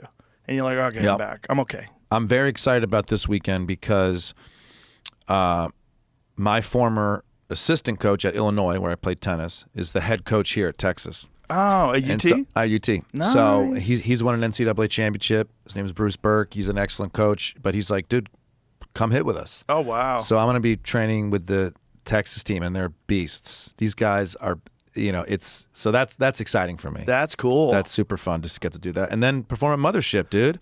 Never even stepped foot in this place. Oh, I'm excited for you to go. And it's selling out so fast. I mean, you've created it. Last time I was here, it was like still an idea. Yeah. Adam Egett was around, but now, I mean, it's just amazing, man. You've built something amazing. Yeah, it's as good. It's better than we have ever hoped. We never hoped it was going to be what it is now. It's perfect. Was the Comedy Store a foundational thought with this? Oh, yeah, for sure. Mitzi's room is obviously a testament to her. And I never met Mitzi. I never fucking met her. That's crazy. That's her. That painting's her. Let me ask something that's crude. Okay. Was she a hot? She was hot when she was young. Yeah, okay. When she looked like that, she was hot. Because I see, like, I go to the La Jolla Comedy Store and I see all the pictures of her, and I'm like, I think Mitzi was hot. Yeah. But I didn't ever. She was hot when she was young. I didn't meet her then. I met her in '94. She was already quite a bit older, and she started suffering the beginnings of her neurological condition. Like she would have a little bit of shakes, but she was there. Yep. And you could have conversations with her, and she helped me a lot, and she also helped foster an environment of creativity and of collaboration, and of it was a home for a lot of road comics. Like there was this thing that you knew that you would go home, and on Tuesday and Wednesday nights we would be at the store having the time of our lives. On Tuesday and Wednesday nights we would be working on new jokes, we would be doing sets, we'd be laughing together, everybody's cracking jokes in the parking lot. It was so much fun, and it was that home environment that we wanted to recreate as much as possible. That's awesome. And to make it as comic friendly as possible. Like, what have you ever wanted in a club they didn't have? Okay, let's get that. Like, how do you want this to be? How do you want to get to the stage? What do you think we do the best? And I asked everybody, and Louis C.K. gave me some of the best advice. Like, amazing. Louis told me to lower the ceilings. I shortened the stage in the smaller room. He told me like to deaden the sound as much as possible. Everybody wants that echo because it makes it sound like people are killing more. You want clear sound. He was dead right on everything. Wow. Because he has a production mind, he doesn't just have a mind of a comic. He also has a mind of like, what's the best way to set things up for a film or for set the environment. Yep. You feel and notice all that stuff on stage. I was performing recently. Ceiling's tall, crowd is full. Yeah. But where's the laughs going? Am I killing? I feel like I'm doing well, but I'm not hearing it. Yeah. Now I'm in my head a little bit, right? That's changed my order. Now I'm doing the bit that I know is going to kill instead of just letting things and it's like all of that matters. Yeah. All of that matters. High ceilings is a big thing. It's a problem. You want to be locked in. I want everybody to be locked in. The Comedy Store, the way you just described that was really became my clubhouse. Yeah. And I was a little bit. I got past there when you were gone for a little while, and I remember when you came back, it changed dramatically. But L.A. was really, really tough for me initially upon moving there, and then all of a sudden you get into a place like that. There's a place to drink. There's a place to talk shit. There's a place to, oh my God, even just parking. Yeah. Right? Park here and then just hang. Yeah. It changed the game. It changed the game for me. So, it changed the game for all of us. Yeah. And having like the Improv was always a great club to perform at. I always performed there. Laugh Factory's fun. But there's something about the store was like that was home base. And so the idea of doing something like that in Texas, Ron White was the first guy to open my eyes to it because Ron had moved here before the pandemic. And Ron's like, it's in the middle of the country. I don't have to fucking fly for 6 hours. It's like, the place is great. Food's nice. People are cool. I'm like, fuck, could I live in Texas? Because I always wanted to get out of L.A. Yeah. Because I felt like, especially when my kids were young, I was like, I've been through this with my older daughter. I was like, I don't think L.A.'s a good place for children. I don't think it's a good place for young people. Okay. I think it's just filled with too many, like, bizarre ambitions and creeps and it's just like people are devalued because there's so many of them. It's too overwhelming. Yeah. So I'd always thought about getting out, and then the pandemic hit, and then Ron White was the one who talked me into opening up the club. Like we were doing local shows at the Vulcan, and we had talked about maybe opening up a club, like maybe we should buy a club here. And then Ron White got off stage. He hadn't been on stage in like 7 or 8 months. And he murdered. He got a standing ovation when he got on stage. And it turned out he was playing it off. He had practiced all day. He'd gone over his notes. And he's just fucking professional. Right. Just murdered. And then he grabs me by the shoulders. He goes, whatever the fuck we have to do, we're going to keep doing this. You're going to open up that goddamn club. I was like, okay. Yeah. Okay. Always a great hang. Oh, he's the best. I mean, at the Comedy Store, he didn't know me, and he would just hang. And he's the best. He's the elder statesman of the Austin comedy scene. Okay, got it. He's the best. Yeah. And he's such a good guy, and he's always around. And so, like with Ron, so we had Ron, we had Tony Hinchcliffe, and then Tom Segura moved here, and Christina Pazitsky, and then the floodgates opened. Tim Dillon, everybody started coming. It's a tidal wave, dude. And then Shane Gillis moved here, and he brought the whole Philly crew, and there's all these killers. It's like, Duncan moved here. It's like it just became so fun. It became so fun, and all these things had to happen for it to take place like that. Yeah, the Comedy Store had to lose guys like Adam. Like they had to fire everybody, so these people were all unemployed. So I hire them. Yeah, and I brought them over here when there wasn't even a club yet. I was like, I'll pay you now. You can start getting paid now. You have health benefits, all the jazz. Just enjoy the city. Just have a good time. In a year or so, I'll call on you. And so then we started working. I mean, I've been texting Adam for a long time, and it was like, is something yes, something is happening, but we don't know when. But now to come back and excited to walk through it. So, yeah, a lot of people dismissed it. It's not going to happen. Yeah, but it was going to happen. I had, Well, when you're an outsider looking at your plate, there's a lot on it. Yeah. So. Yeah, but this was important. Yeah. It was also, if I'm not going to do it, who's going to do it? It's one of those things where if you have an opportunity to do something very unusual and you don't do it, well, then what, does nobody ever do anything unusual? Yeah. Just fucking do it. Everyone just always either goes to New York or L.A. and that's it forever. And it was also, we had so many people like Brian Simpson. He moved out here early. Derek Post and Hassan Ahmad, they all moved out here early. We had so many killers that were already here. Yeah. We're like this. Yeah. We were already doing shows, sold out shows at the Vulcan, Tuesday, Wednesday, Thursday nights. Kill Tony was there on Mondays. We were already doing weekend shows. It was like, it was a no-brainer. Yeah. We knew we could do it. That's sick. But it was a little scary. It's a little scary. You dump a bunch of money, buy a building. Oh, shit. Renovate the whole thing for a year and a half. The decisions alone?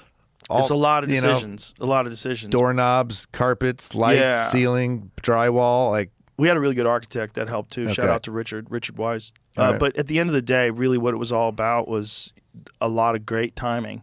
Great opportunity and great timing. Yeah. And then doing it the right way from the beginning. Yeah. Make it as comedy friendly as possible. And just make an environment where people like to be there. Yeah. Yeah. Nice, friendly people. Everybody's having fun. Yeah. Everybody's like real supportive, and I love that. Yeah, it's great. And comics, to their credit, I think, naturally are nonconformists, and I love that they'll jump at a new opportunity. Yeah. They're not like all tied. So, Joe's opening a club, we'll go. Boom, done. And people moved here. It's like nuts to hear. I can't believe how often. I was texting with Adam. He said, who do you want to be opening for you this weekend? I said, send me some names. Send me all the names. I'm like, this feels like all Comedy Store names. Yeah. Everybody's Holtzman's these are all there in all Austin. the time. Holtzman lives here now. He's here all the time. That's crazy. He was fucking killing the other night. No, Was Holtzman he? has a crowd here now. Yeah. So instead of Holtzman going up at 2 o'clock in the morning in the main room when there was no one there and the comics sit in the back of the room and laugh, Yeah. now he's got sold out shows. Wow. And Yeah. people come Yeah. to see Holtzman. Yeah. And he's doing different material like every night, That's man. great. It's amazing. Yeah. He's got a crowd now. And he can make money in town, Right. which is huge. And he doesn't have to travel. He doesn't have to do the road. And he is doing the road a little bit, too, Right, now, which right. is unique for Brian, too. It's really funny because he puts up these videos of people getting offended. He does? I haven't seen it. Okay. On his Instagram, it's people getting offended and screaming at him and walking out of his show because they don't get it. They don't. Yeah. But once you see him a couple of times and you get what he's doing, then we have what we have in Austin now, where people, when Holtzman's seek it there, out. it sells out. They're Yeah. coming to see Holtzman. It's fun. There's nothing more beautiful than a person talking into a microphone causing a reaction to a group. Yeah. It's beautiful. It's nuts. It shows how powerful words and energy and communication can be. Yeah. It's like you let that person make you that mad. And this person didn't touch you or hit you. Yeah. That's wild. Right. That is wild to think that we have that ability. Especially with Holtzman, because he lets you in on it every now and then, Right. what he's doing. Right. And then he comes back Right. to it. It's like he does this very beautiful dance of like letting you in on it Yeah. and then going right back to the fucking guy. Yeah. Well, it's fucking great. I'm looking forward to performing there, so it's sweet. You're going to have a good time, great. man. Great. Did you bring people to open with you or you got local people? I think we got local. I'm not 100% Nice. sure, but I didn't bring people with me. But We have a lot of good local well, people, that's the man. thing. It's like Yeah. you could bring somebody, or you're in a community where there's great comedy. Yeah. So I'd much rather do that. Yeah, you'll have a great hang. The green room is really great. Okay. It's a great hang. We have Mae West's couch in there. Okay. That Peter Shore gave me. It's Mitzi's. She had it in her house, and so we had it reupholstered. Oh, that's so hilarious. in the green room, this beautiful pink couch. That's Mae West's couch. Okay. Amazing. Yeah. So the bones of it are Mae West's Right. couch. That's great.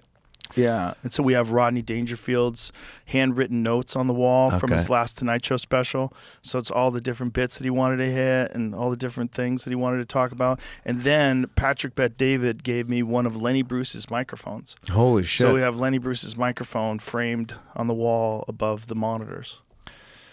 I feel like Lenny Bruce, not enough comics understand the road he paved for everybody else. Yeah. It's like it's known that he did that, but He's the OG. he was the OG. He's the OG. That's what I'm trying to say. He was the first guy to go to jail.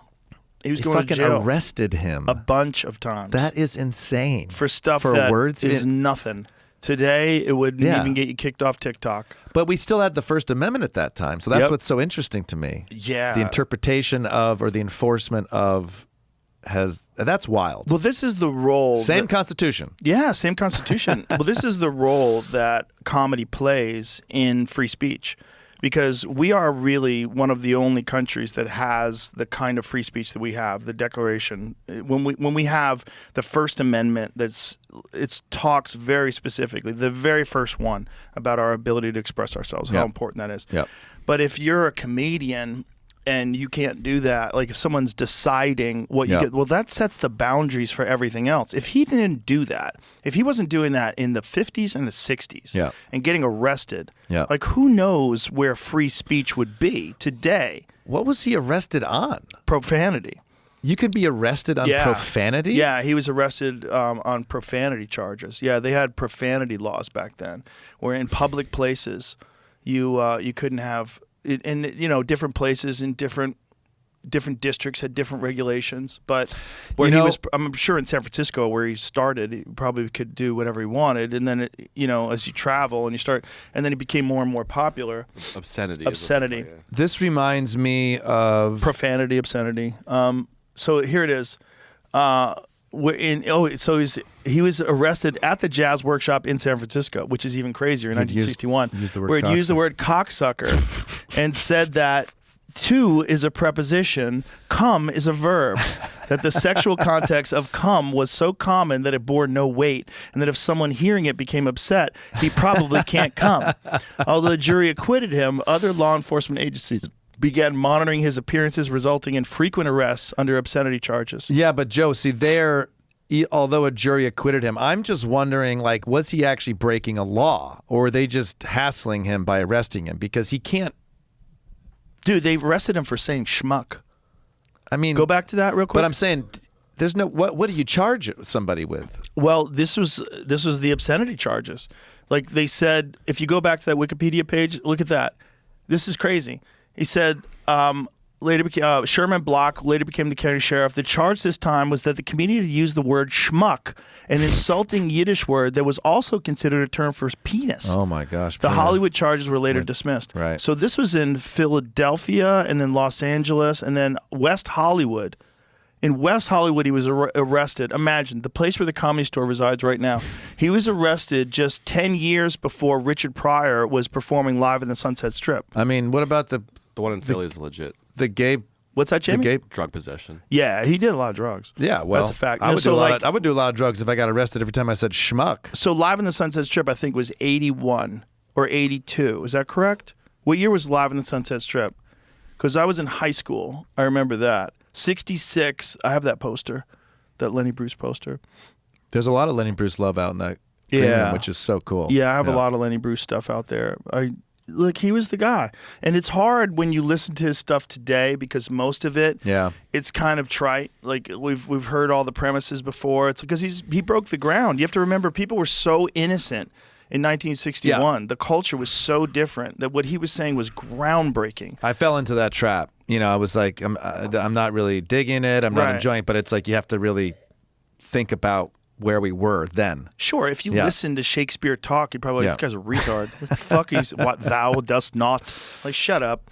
But if it's like in the context of 1961, what he was doing was, it was akin to a lot of things that were to come, like the anti-war movement, the civil rights movement. All these things were bubbling up about this freedom of exploring ideas and expressing yourself.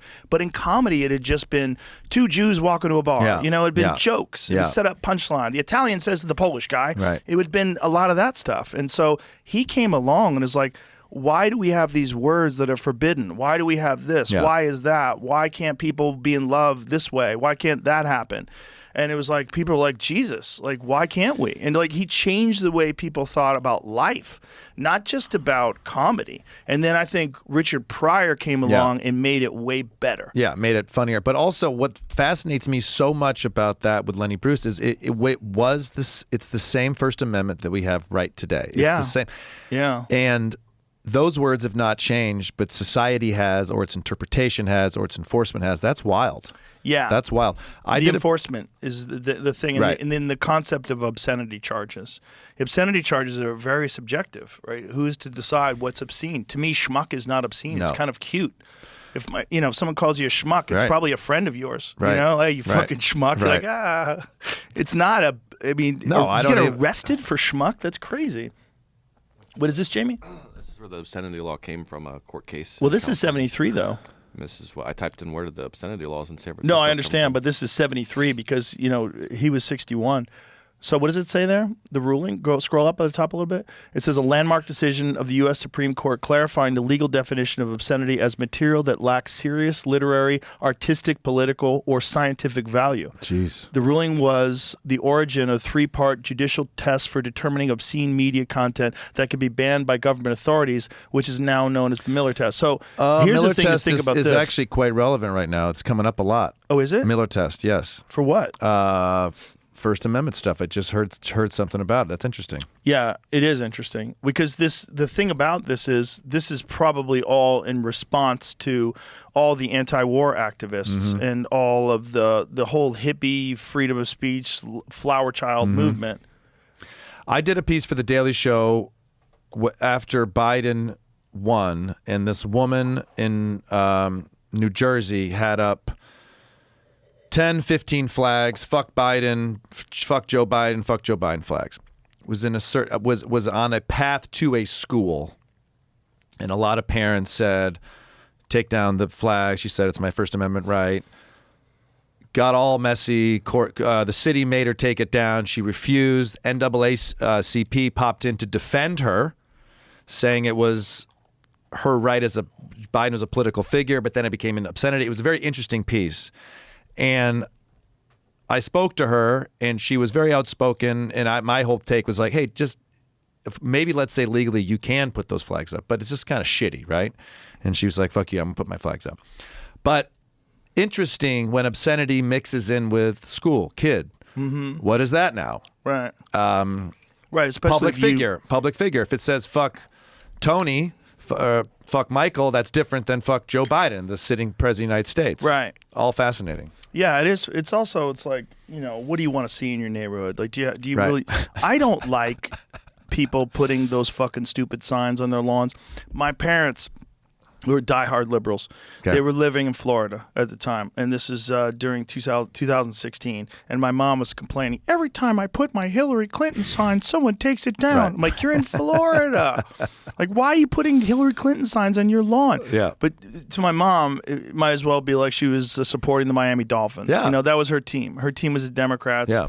She Well, I grew was up- just going to say, I don't like when a kid is wearing a Dolphins hat or a Yankees hat, because I'm like, we as adults have put that on the kid. Well, Did they maybe make the kid is just a fan of the sport. It's though. possible, but dad probably made him do it. Maybe But, the kid just likes this. That doesn't bother me at Yeah, all. There's yeah. nothing wrong with supporting teams, but there's a real problem when it's how the whole country's run and you're thinking about it like Right. a team. Like Yeah, that's yeah. kind of ridiculous. Yeah. And Agree. people that put those fucking signs in their lawn, like, settle down. Yeah. Just why? Why are you doing? Like, it's just like you're like, no fucking. This is what I think. Yeah. Right in the yard, right in the front of your house. We support like those people that like science is settled. This love is love. Black lives matter. Well, like, okay. Who was okay. the Supreme Court justice with the flags? Got in the whole fucking neighborhood fight with the flags. Had the white flag with the green pine tree on it, and What that is was that it was flag? Christian nationalism or had ties to it, whatever. But I'm saying A this white flag with a green pine tree is Christian nationalism? wasn't it? I don't know. I don't know about Do you know this. what I'm talking about this? No. What was this? Do you remember it, Jamie? Looking it up, it's It Judge was- Alito, I think. Samuel Alito. It was. I thought it was maybe Roberts, but his wife. There it is. An That- appeal to heaven. So that flag was flying. You can see there the Boston Globe. That's his New Jersey, the one right underneath that, Jamie. That's his New Jersey house, beach house, and that got put up. But this was all because neighbors started fighting about their signs. What is that? An appeal to heaven? What does that mean? I don't know. What's that flag supposed to represent, Jamie? Huh. But interesting that our Supreme Court justice got involved in one of these sign fights. Right. And then they called him out on it, and he said, it's my wife. It's just fucking hilarious, right? It's my wife. My wife did it. My wife's a Christian nationalist. Yeah. Is that a Christian nationalist thing? What? A call to heaven? I don't know what we'll find out. I've never even heard of it until just now. They took it down from in front of San Francisco City Hall, probably Oh, part of the really? same issue. Well, what does it mean? It has to do with the colonies, it said. What? Revolutionary War. Okay. The flag was originally used during the American Revolutionary War, flown by George Washington's cruisers, and is associated with the early quest for American independence. It's since been adopted by a different group, one that doesn't represent the city's values. So we made the decision to swap it with an American flag. Well, first of all, you probably should have the American flag there anyway. You shouldn't have to swap it. How about have the American flag everywhere, you motherfuckers? America! Yeah. January 6, 2022, videos and photos showed some supporters of former President Donald Trump waving the appeal to heaven flag. Oh, they ruined it. Just like the It's possible, yeah. Nazis ruined the swastika. The swastika, which was a That's one Buddhist flag thing. out of Yeah. all those right there. Where is it? Oh, Oh, yeah. yeah, an appeal Yeah. to heaven. So what is it? So it's because it's Trump supporters now? Is that why? That's why? I don't know why It must be. Alito put it up, but I remember it being something to do with like the homeowners associations all were mad at each other and they put the flag up. He threw his wife right under the bus. Look at this. My wife is fond of flying flags. I am not. Alito wrote, my wife was solely responsible for having flagpoles put up at our residence and our vacation home and has flown a wide variety of flags over the year. How many Palestine flags do you fly? How many? Wide variety? You got a lot of Ukraine flags a lot of Ukraine flying in your flags. house? It is What kind of funny. flags you got? It What do just you got? makes me laugh that, look, this is the petty shit that like normal Americans get in. You're Supreme Court justice. Just get out of it. But yeah, I don't know about that flag. This is the first time I've ever seen that. But it's just a thing that people do. They want to let you know what they support and what they don't. And we love telling people what we believe. And it's very important that we feel like we have beliefs, and it's when we start sharing them that. Well, you find out other people don't agree. You find out other people might not agree with you. And this gets back to grit and toughness. And well, this also gets back to the importance of your show, The Daily Show. Because The Daily Show, especially under the tutelage of Jon Stewart when he's running the helm, it's so balanced at pointing out ridiculous shit all over the place, which I think is so important. That's the goal. That's the aim. So smart. And when we do it right, I love it. And it is every day. So sometimes you do it right and you're thankful, you pat yourself on the back, but guess what? There's a show tomorrow. Yeah. And I think we benefit, man, when I host so many questions, I'll take questions from the audience, and so many people go like, Michael, how do you hold yourself to journalistic integrity when you, and I go, what? I'm a fucking comedian. This is on Comedy Central. I'm not a journalist. The fact that just because you see us as informative, which I'm thankful for, and the fact that you come to us for information, which I'm thankful for, but it's a little terrifying though, right? Don't ever forget, lady, I'm not a journalist. Yeah. I'm not in, the war zone. I'm a clown. Yes. My job is to put all this shit into a comedy machine and crank out some type of sausage and feed it to you. But it's nuts that Comedy Central, Daily Show is considered journalism. Yeah, or people will stop me on the subway and go like, "Thank you for what you're doing," and I'm going, "I'm trying to just make you laugh." Is that what you mean? It's not what they mean though. They mean like fighting the good fight, decompressing the fascists. Right, and also,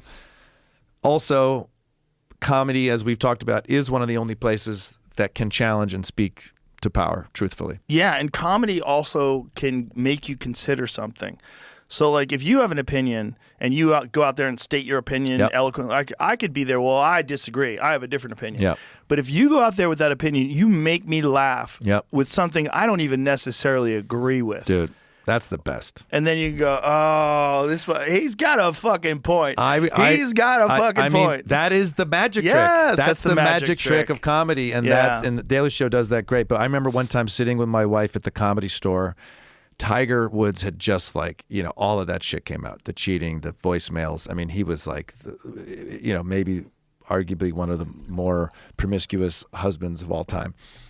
And Burr goes up and he starts defending Tiger, right? And I'm feeling my wife's energy. I'm like, Bill, don't do this, dude. Yeah. You're defending this guy who is in the heat of all the hatred. And as I watch the joke, I feel her relax. Now at the end, she's laughing. And I'm like, you just did the fucking magic trick, dude. Yes. You did the trick. He's one of the best at it. You took the level of difficulty at its highest. Yeah. All of us were against you. You did it. And that's the shit. That's as close to magic as there is, man. Yeah. Well, it's a beautiful thing if you could turn a controversial subject into something hilarious. Yeah. At least puts people's guard down for a second. Yeah. I think they'll see through it if they feel like it's just you're truly trying to trick them into a message. Mm-hmm. If your real goal is to entertain and laugh, that's I heard, I was researching sauna stuff a lot because I was building this sauna last summer, and I read that in Finnish culture, a lot of the politicians won't even start negotiating or talking until they're like fucking scorched in the sauna.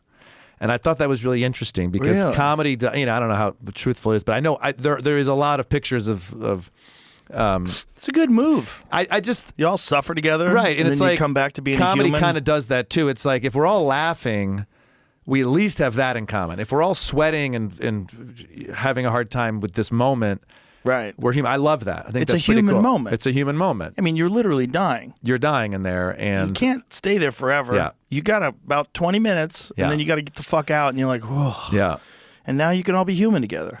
There's something really That's a good move. It's something really nuts to me about the dry heat of a sauna that I don't understand completely, but it really fixes a lot of shit in me. You know another good thing about having the politicians go in the sauna? What? We can kill off a lot of the You old could ones. yeah.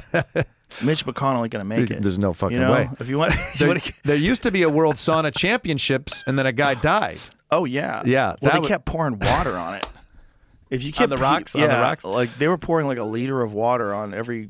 I don't know Right. what the time, but I heard that I was like, oh my god, and it was like 200 plus degrees, and What's your sauna? How long? Like, how would you advise me to get the most out of my sauna? 20 minutes yeah, 20 minutes is good. and cool off and come back in. You can if you like. I don't necessarily do that all the time. I'll do like one day a week. I go cold plunge sauna. I'll go back and forth. Yep. Usually I start with sauna. I always end with cold plunge. If I do 3 cycles, whatever Right. it is, you end with cold plunge. Because you want your body to fight To warm it back up. Yeah. Yep. So you're just shocking the shit out of your system. But the Finnish studies that have showed the more people do it, the more effective it is in terms of what they studied was they found that when people over the course of 20 years use the sauna 4 times a week, they had a 40% decrease in all-cause mortality. Crazy. Everything, strokes, cancer, heart attack, everything. Because your body is becoming far more resilient, and you're also developing all these heat shock proteins Yeah. and eliminating inflammation, clearing out your system, and then you're rehydrating afterwards. Very, very And you're good also for not you. on the phone. Yes, you're also not on the phone, although I do have a Bluetooth speaker in there. Okay. You can get some Bluetooth speakers. I got one called Not a Brick. It's a really good one. It can take the heat of a sauna. I was gonna say, yeah. And so I listen to like books on tape when I'm stretching and sweating my brains out. I was in my sauna all by myself, and it's very quiet. I'm in the woods in Pennsylvania, and this fucking buck just walks right in front. And it Oh, was wow. just me and him. I don't know if you saw or heard or smelled or whatever, but it was like crazy. Oh, that's cool. Just to watch. You know what? That's like, what's it called? I'm not a hunter. What's it called when you just kind of go to watch and see where they're going to be? Is that called something? Yeah, observation. Yeah, sure. Nature. It was nature like, watcher. yeah, just opening your eyes. But it was wild to see that. Yeah, It was it's wild to cool, see. isn't very it? Cool. Very, very cool. Wildlife is wild, and especially if you don't expect it. Like you're sitting in the sauna and a deer's right there. What's going on Article here? about the government doing it there. They apparently drink alcohol in the sauna. That seems like not a great idea. But they get drunk before they go in. I like that too. I And then love they a- drink in there. a long drink, iconic Finnish gin mixed drink that's basically a Tom Collins in a can, but way better because it's being sipped in a sauna with newfound sauna friends. That's cool. That is cool. That's a great move. Yeah, like something that makes you more human. You suffer together. Yeah, you also are. Yeah, you're focusing on a thing that isn't this result that we need or want. Yeah, they should probably like take all the Congress people and make them run Just a on Tough Mudder together. You know, go through the mud, fucking climb ropes and shit, go over That'd be obstacle great. courses. That'd be great. I've actually found my wife and I, when we do a sauna, you know, there's always stuff you got to talk about with the family, logistics. There's always things to argue about, but we'll go in there and we're supposed to start sweating, and then it's kind of just like eases the tone, eases the conversation, Yeah. which is helpful. Yeah, no one's real loud in the sauna. Yeah, and you just can't- chill. Yeah, yeah, Both chill. suffering together. Yeah, just suffering. Yeah. Yeah, that's interesting. Yeah, I think it should be a part of everybody's life. And there's, by the way, if you can't afford it, they make a sauna blanket that is one of our sponsors. It's really good. I've used that thing before. It's great. You just climb inside this fucking blanket and you can bring it on the road with you. And it's sweat, and you sweat it It off. doesn't weigh that much. You Yeah. carry it and it'll heat you the fuck up and it'll give you the heat shock proteins. I like a dry sauna better. I like Yeah. being in a sauna. But Yeah. if you want to like travel or if you Yeah. want to, Yep. if you don't have the resources or a place for it, those things are great. Yeah. Hot baths are great too. Hot baths after a workout supposed to increase muscle. It's tough to find sauna, though, in a lot of American cities. Yeah. When I go on the road, I'm always trying to find. Cold tubs are more frequent now. Really? They're more Interesting. frequent now, but it's You know, the hard way to to do the cold plunge is you do it before you work out. That's the real move. Oh, no shit. Yeah, that really increases testosterone too. And also it increases your work output because your muscles are like pre-chilled. I would think it would be easy to get injured after. No, you just warm up. Just warm up. You warm up. So I go through a series of things that I do that are like pretty low intensity. I do 20 kettlebell swings, and then I do 20 push-ups, then I do 20 bodyweight squats, and I do a cycle of 5. So I do 100 swings, 100 push-ups, 100 bodyweight squats. And by the time of that's like probably 15 minutes. By the time that's over, I'm sweaty, I'm ready to go. And then I go into everything else. Dude, I want to show you this picture. I know that, you know, this lake house I have. Nice. New Year's Eve. I don't want to kill our time with this, but when do you get to show Joe Rogan this pic? So let me find it. This is New Year's Eve, dude. Cut a hole in the lake with an axe, and I'm just in the lake. Try to do 3 minutes. This is safety rope, which I don't know if that could even help me if I fucking pass out. But that's nice. Doing a cold plunge in nature. Yeah. Not just a tub. Love the tub too, but man, I fucking love it. I was in I feel amazing after that. Utah, and they had a creek running through a glacial creek, freezing cold. Yeah. I climbed in that bitch in my underwear and got up to my neck. That's good fun. stuff. It's nice. It's like something about doing it in nature too. It's like you're even more connected to everything. Oh, totally. Yeah. Yeah, very cool. Just get in that cold water and breathe.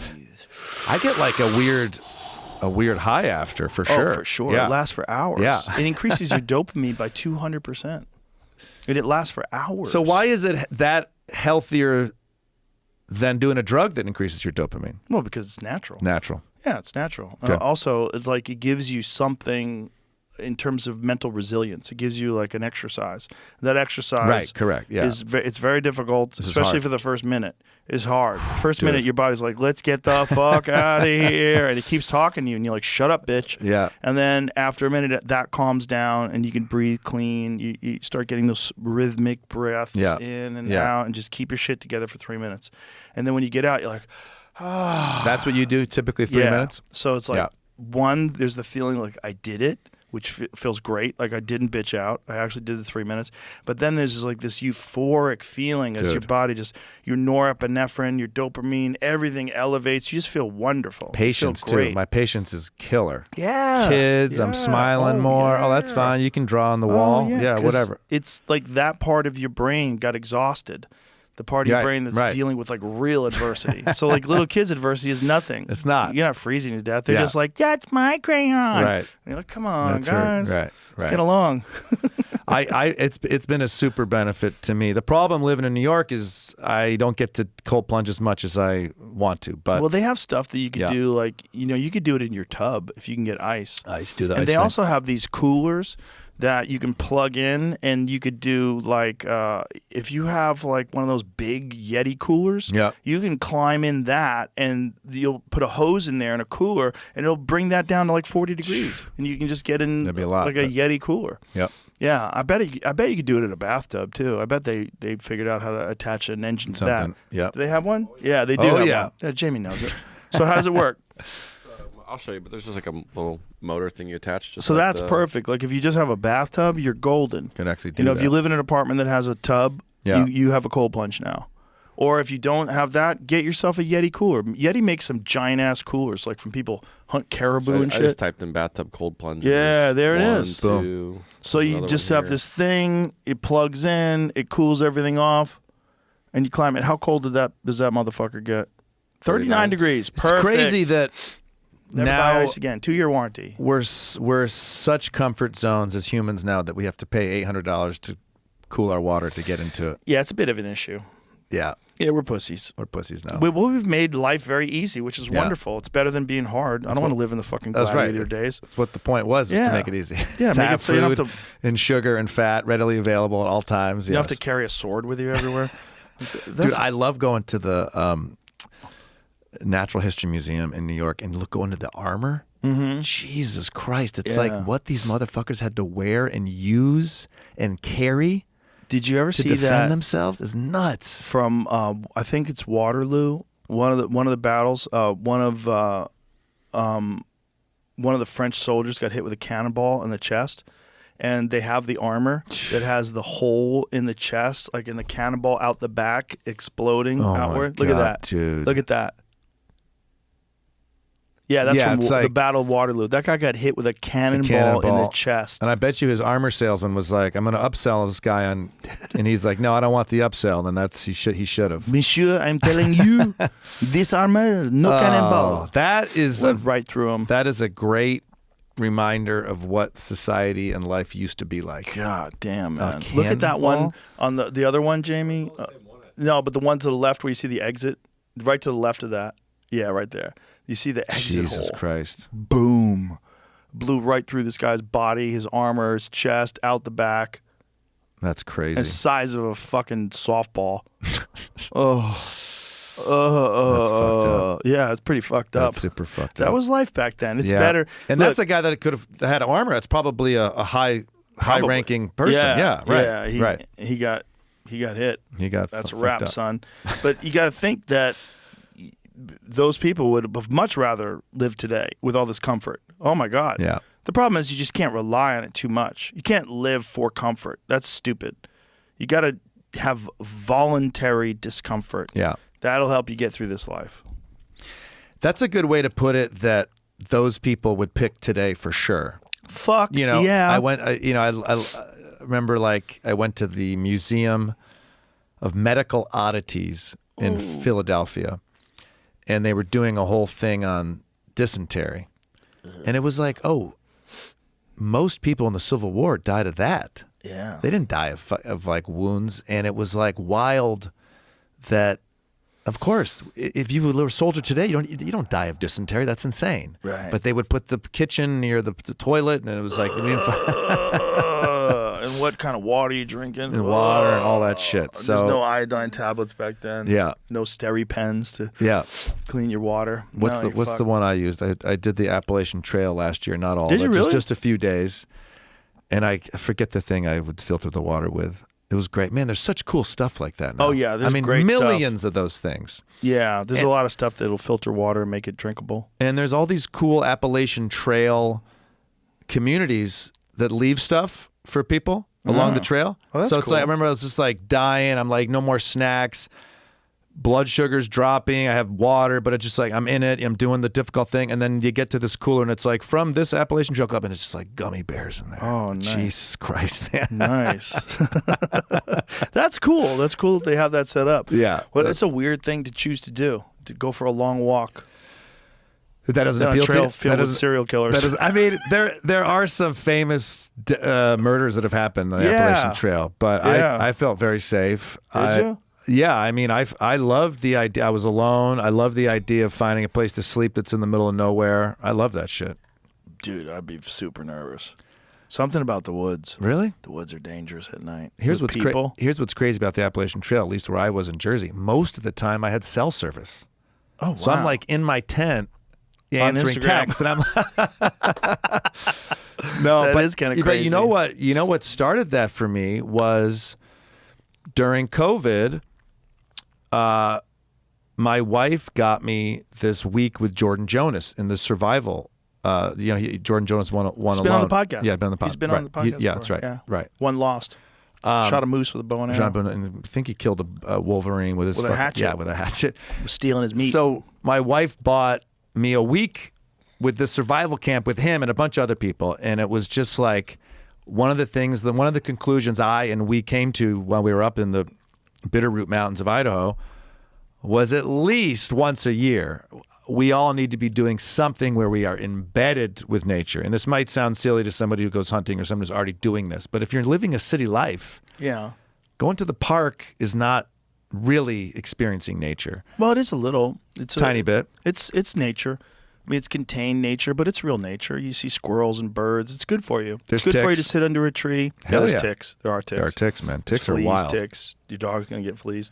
Yeah, ticks are a bitch, especially on the East Coast because of Lyme disease, which turns out was man-made. Turns out there's a lot of real evidence that Lyme disease was weaponized and that it leaked out of a lab, and it came out of a lab called Plum Island, which was close to Lyme, Connecticut. And RFK Jr. firmly believes that this was a weapons program. And what they were going to do is develop these fleas and ticks with a disease that spreads rapidly, wipes out the medical system of a community, so you could dump Shit. them from a plane. Everybody gets infected, overwhelms their medical system, and then they're more vulnerable if you want to attack them. That just doesn't seem very thought through, though. Well, there's some less thought through ones. There's one that they were developing at one point in time. I don't know where they got with it, but there was talk of them developing a bomb that they would detonate over cities that would blind everybody. Holy shit. Yeah. Yeah. Yeah. Imagine that. Imagine you detonate that, and then you have 300,000 blind people. Isn't it amazing what we can do in a positive light and also what we can do in a negative light? Oh, we're scary. And we're scary in our ability to justify these things. Yeah. You know, that's Yeah. what's really crazy. Yeah. We're scary in our ability to decide that these people are the other, so we should bomb them into oblivion. And like, yeah, we're winning. Like, oh my God, like, what are you talking about? You don't even know those people. The other is a effective strategy. Well, it's built into our tribal tribal mindset. brains. Is that right? Yeah. We had Daryl Cooper on the podcast yesterday, who's he runs a podcast called Martyr Made, and one of the things he talked about was oxytocin. And he was like, it's really interesting because oxytocin makes you really deeply love your family and your community. Mm-hmm. And this is what women get when they have children, and men get, and when you're in love. And this, but it also makes you very hostile to outsiders. Crazy. It's like it protects the people that you love and that are vulnerable, but it makes you very protective of the outside. So like you are less likely to trust strangers, less likely to trust other people. And it probably served an enormously benefit. It was probably very beneficial. In the caveman days, Yeah. you had to have it. Yeah. You had to have it. There was Yeah. no friendly people coming over with spears. You know, they Right. found you and you had women and food. Like, you're Right. fucked. Right. And that was most of our evolutionary existence. So- Most of the time, from leaving the savannas and, you know, experimenting with different foods Yeah. and becoming human Yeah. beings, we were fighting. And that's got to be undone as long as it took to make that, which is a A very million long years. time. Yeah. That's being undone. Yeah. Yeah, well, slowly but surely. And if we all give in to our God AI, we will be fine. We all just need to submit to the chip and become a part of the hive mind, and everyone's going to read each other's minds, and there'll be no more secrets, and there would be no more violence. They really want us to do AI. Oh, yeah, I everybody mean, does. It is like, It's inevitable, man. I know, but even I write an email now, and it's like, you want us to polish this thing, and it's like, I don't even want you anywhere near me. Right. I know. Well, you know, Samsung, they were the first to wheel out AI with their Galaxy S24 Ultra. Okay. I have two phones. I have an iPhone and I have a Galaxy phone. And what I really like about the Galaxy phone is if I use Samsung's browser, I can go on websites and it gives me a summary. So instead of like reading this long-winded Right. blah, blah, blah, tell me what you figured out. Right. And then I can get a summary, and then I get in, they've realized that Earth is actually blah, blah, blah, blah, blah. Right. Oh, okay, cool. It's like quicker. Right, And then right. it also does a lot of things. It transcribes things. It translates things in other languages. It translates it directly into your ear if you have the Galaxy earbuds. Crazy. Pretty fucking crazy. That's crazy. Yeah. It's wild shit, man. And this is just the beginning of this stuff. Yeah, I mean, yeah. essentially, when you have ChatGPT or Grok on your phone, you have access to the most insane amount of answering power that a human being's ever experienced. Yeah. We could ask it questions about what was the reason why Columbus, blah. Yeah. And then it'll give you a fucking historical, detailed, Yeah. 5,000-word essay on what went down. And you're like, this is nuts. But it's only as good as the food it's been fed, correct? Right. Right. Well, that's why Google had abandoned theirs. Because it kept me. Oh yeah, was that the like show me a Nazi or whatever? And it was like a beautiful black woman or something. It was a Native American woman Nazi. It was a Chinese lady Nazi. We covered that on the show. That was a trip. But that was just a good example of wokeness and ideology interfering with information. Like, that's crazy. Nazis look like German men. Make them look like German men, you fucking idiots. Yeah. This is dumb. But this like But they won't say bye-bye. They'll just come back with a newer version that doesn't do that. Well, certainly they did. I mean, Google Gemini is one of the search engines. I mean, if you have an Android phone and you press that button and you ask Google a question, it's Google Gemini. Yeah. So they've fixed that. They've fixed that. But it's also like, how much did you fix it? Did you get it out That's what I'm 100%? Is this objective information? If I want to ask a question about a controversial subject, will you give me the real data? Yeah. Or will you give me some whitewashed bullshit version of it that's supposed to be acceptable today? Like, I want to know what's going on. My Wikipedia page has said that I'm Greek for as long as I'm alive. Greek women show up to my shows. These beautiful Greek women. Like you. They have dessert. Greek people. No one's ever fucking checked. I'm not Greek. And But Kostas is such a Greek I name. know, exactly. It makes perfect sense. It fits with the ideology or the idea that, Yeah. And somebody wrote an article once that I was Greek. No, it was like a blog that showed a picture of me, and no one checked. And it's just kept spiraling. And it's like really funny for me after the show. These beautiful Greek people come up and they say, "We're so happy," and they say, "Where are your parents from?" and all this shit. And I go, "We're fucking Ukrainian. I don't want to tell you. Thanks for the dessert." But Do they get a sourpuss? Huh? Do they get a sourpuss? Like, you're not Greek? Yeah, or they'll be like, no. Or what's funny is they'll go like, "No, he is." Like you are one of us. But the internet isn't always right, everybody. It's not. It's not. It's lots of times it's wrong. Well, the internet is filled with purposeful misinformation today too. Yeah. Especially if you get on social media. Holy shit, man. So much of what social media is bots. And I don't think people even really Right. truly understand it. We've covered it many times before, Right. but there was an former FBI agent who examined Twitter interactions, and he estimated as much as 80% of it is bots. Fake bullshit. This is like when Elon was buying it, and they were trying to say it was 5%.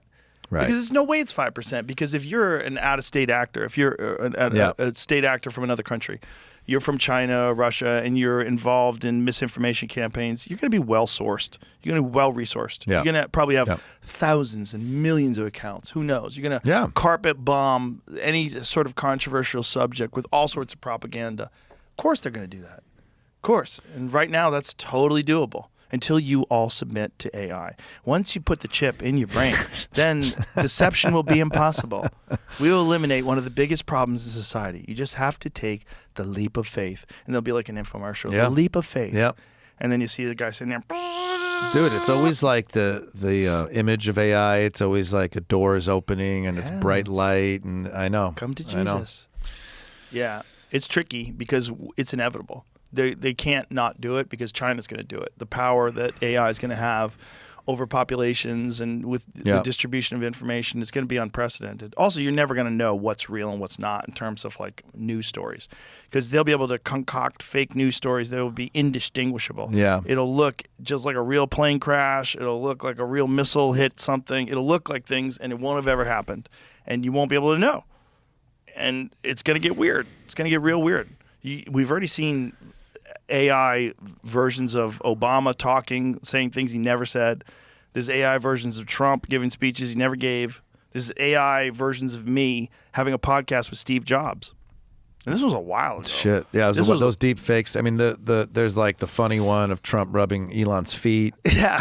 But it's like those are like so obviously a joke, but it's They're good, They had the though. Biden voice calling Yeah. people and Well, there's a lot of AI ladies now that are on Instagram. Oh, shit. That you look at the images, you're like, Right. oh, this isn't a real person. Right. They have the same smile in every picture, Yeah. and they're all in different places, and people are like, contacting them and DMing them, and they're probably responding and Yep. probably telling you about their grandma's sick and right, some money. right, and- get some money.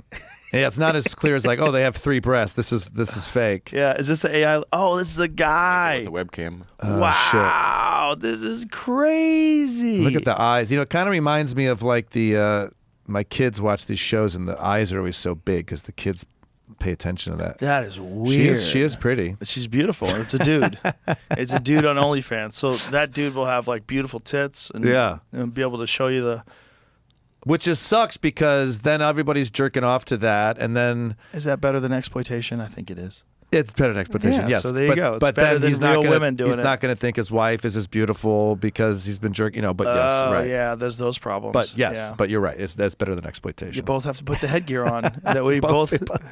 She's having sex with Brad Pitt. Yeah, You're having exactly. sex with That's what Angelina Jolie, This account is that. It's 1.7 million followers. Yeah. and it's totally fake lady. I think so. Oh, look, you see her feet? She posts tweets that are, Yeah. talking shit, jokes, memes, and Yeah. stuff. But then there's a bunch of pictures of this like fake person. Wow. Yeah. It's weird. It is weird, man, and it's gonna get weirder. And you're Yeah. gonna have AI presidential candidates. AI is gonna tell you that we can solve all the world's problems if we just eliminate human interaction, and just let this brilliant AI govern everything and do it in a much more equitable manner. I'm fearful that I don't even know the language to help my kids figure this shit out. Right, Right? because the language hasn't even really It's not been even spoken invented. yet. I mean, I love to advocate for media literacy, push for that, teaching all of us what a more reputable website is or a news source, but that just feels cute compared to What's coming? what the language of an AI president who offers all solutions. I don't know how to combat that. Not just that, but an AI that's attached to quantum computing. Yeah. So once they figure out a way to actually program quantum computing to run AI, you're going to have a god. It's fucked up, dude. I mean, you are. You're going to Yeah. have a god. Yeah. I mean, Yeah. Mark Andreessen, and I've said this before, I apologize, but Mark Andreessen had a quote about an equation that quantum computing was able to solve, that if you took the entire universe, every molecule, every atom in the universe, and you converted that into a supercomputer, the entire universe would die of heat death Right. before it could solve this problem. And quantum computing solved it in minutes. Wow. And the only thing that makes sense to them is that quantum computing is somehow or another tapping into the multiverse. And it's solving this equation Right. using multiple universes and the information available in multiple universes simultaneously. What? I know, it's hard to even track. Yeah. And this is just the version of it that we have in 2025. Right, that we have right now. And so right. this is an actual thing that's happened. And so most people aren't even aware what quantum computing means. So once this becomes not just one of these, but hundreds of these, and then they're scalable and they're attached to nuclear reactors, which Yep. is what they're proposing. Yep. They're going to have their own nuclear reactors, multiple nuclear reactors as power sources, because these things require insane amounts of power to run. Then the quantum computing, once it becomes sentient, is going to develop a much better version of itself. Of course. And that's going to scale up, and it's going to But you know what we're always going to need? Plumbing, carpentry. That's why all this shit feels so intimidating, because I can never wrap my head around that, but maybe we should be learning real skills and trades. Well, that would be nice for people. For people. But people are going to be obsolete. Right. That's really what's happening, is we're giving birth to a digital life form that's far superior and doesn't have all the requirements that we have, Right. and also doesn't have all the flaws that we have. Yeah. Doesn't have greed and anger and all the stupid things that we have. Doesn't get tired. Yeah. Lose Doesn't patience, get jealous, doesn't doesn't get have jealous. lust, doesn't have jealousy and envy, isn't, depressed. I think we're far away from that. Yeah, probably a couple weeks. Yeah, probably. The thing is, once it happens, it's going to be so fast. Yeah. It's going to be so hard to track. If you think the Industrial Revolution, comparatively, if you look at the history of the human race, you go from Stone Age people to Bronze Age, you go through all the different wars, all the different, and then in the last 200 years, everything changes radically. Right. Radically. And in the last 20 years, information changes radically. This is going to be 20 seconds. This is going to be one day. Right. It's all- up. It's up and running, and it's completely in control of everything. It's completely in control of power, completely in Right. control of information, completely in control of transportation. Water distribution. Yeah. Every car you have on the road today that's, within the last 15, 20 years has computers in it. Yeah. Yeah. Our car got totally dismantled because a rat ate a wire Oh yeah, that happens. that Yeah. fed to the computer. Yeah. Everything mechanical was great. Mm-hmm. But it's like, oh, this shit can't even come close to running without the screen and the software. Yeah. You know, it's like, I remember I almost bought a 1968 Dodge Dart when I lived in LA, and I lifted up the hood as if I had any clue what I was looking at. But there's just like an engine and a hose. Yep. It's so fucking Radiator, perfect. engine, carburetor. Exactly. Carburetor. It's crazy. Yeah. And now, literally, the mechanic goes, let me show you the wire. And he shows me the wire. It's all bitten with these little tiny rat teeth because they make the wire out of soy. And then he takes me to the back to this enormous dumpster, and it's just filled with these little electronic wires of everybody in New York that had rats eating their shit. Wow. Isn't that crazy? That's crazy. They make them out of soy. I don't know why they would do that. But maybe because we subsidize soybean farmers? I don't know, probably. How weird that the rats know that it's food. Or that they figured it out that it's Yeah. food. Or it isn't really food, but it smells like food, and they bite Yeah. into it and they realize this shit sucks. It's an electrical wire. They can eat everything, though. They eat each other. I had a rat problem in my house once when I lived in Encino, and I shit. set a rat trap in my garage, Oh, shit. and I killed this big fat rat, and I was tired. I was like, I don't feel like cleaning this fucking rat right now. I'm going to go to sleep. And I heard the snap, and I went out there. He's a big fucker. He was a big The rat traps big are fucker. no joke. So I got up in the morning and went out to clean the rat trap, and he was gone. Oh, the only thing that was left was his tail. They had eaten everything. There was like some skin and hair, but his entire body, the rats consumed. They ate their buddy. They ate their buddy. Yeah. That is fucked up. It was fucked up. It made me realize, like, oh God, like this God. is the reality of what this is. These aren't just rodents; these are fucking cannibals. It's like that when that rugby team crashed in the mountains and they were like, should we start eating each other? And their religion comes into play and they talk about it and they vote about it, but the rats are just like, fucking eat it. Yeah, they just go right to it. Go right to they it. didn't even wait a day. Dude, the rats in New York City have just... Oh yeah, man. COVID opened the door because everything was shut, all the trash was out. They were everywhere. They went everywhere, and then they still are running. They're still running shit, and it's not enjoyable. Have you seen the documentary on Netflix? I don't know. Rats? No. Oh God, it talks about how many rats there are in New York City. Yeah, And like it says eight per person or some shit. something crazy like that. Like the biomass is similar. Like the humans and rats, like the amount of humans there are, the weight of the humans is very similar to the, roughly the amount shit. of rats. There's fucking millions of them underground. They live in these little tunnels and they just fucking feed off our garbage. I mean, I remember before COVID, I would stand on the subway platform at my train stop, and I would watch the rats on the tracks, and then the train would come and they would scurry because they'd feel the train coming. Now, they just step off like an inch, and the train goes right past them, but they're close. It's like they've just got like more confidence and like more intelligence, more bold, more intelligence. Like Well, probably the food ran dry during COVID, so they had to get like a little hyper aggressive. I don't know what went, but it's and they're eating your car. Such creeps. I parked in New York once to get gas. This is in the 90s, before cell phones. And I went to a payphone to make a phone call, and I was watching the rats while my car was filling up with gas, jumping on the wheel, climbing into the wheel wells. Just trying to figure shit out. Just jumping all over the outside of my car. I was like, what the fuck? Yeah, that's crazy. And that's the 90s. That's the 90s. It's like, wait, how many did they have then? And they've probably exponentially expanded. So what are they just so good at reproducing? They're just that good at it, huh? Well, they're really clever too. One of the things they show in this documentary is when they put poison in these like areas where these rats are, they send some young stupid rat to go test it.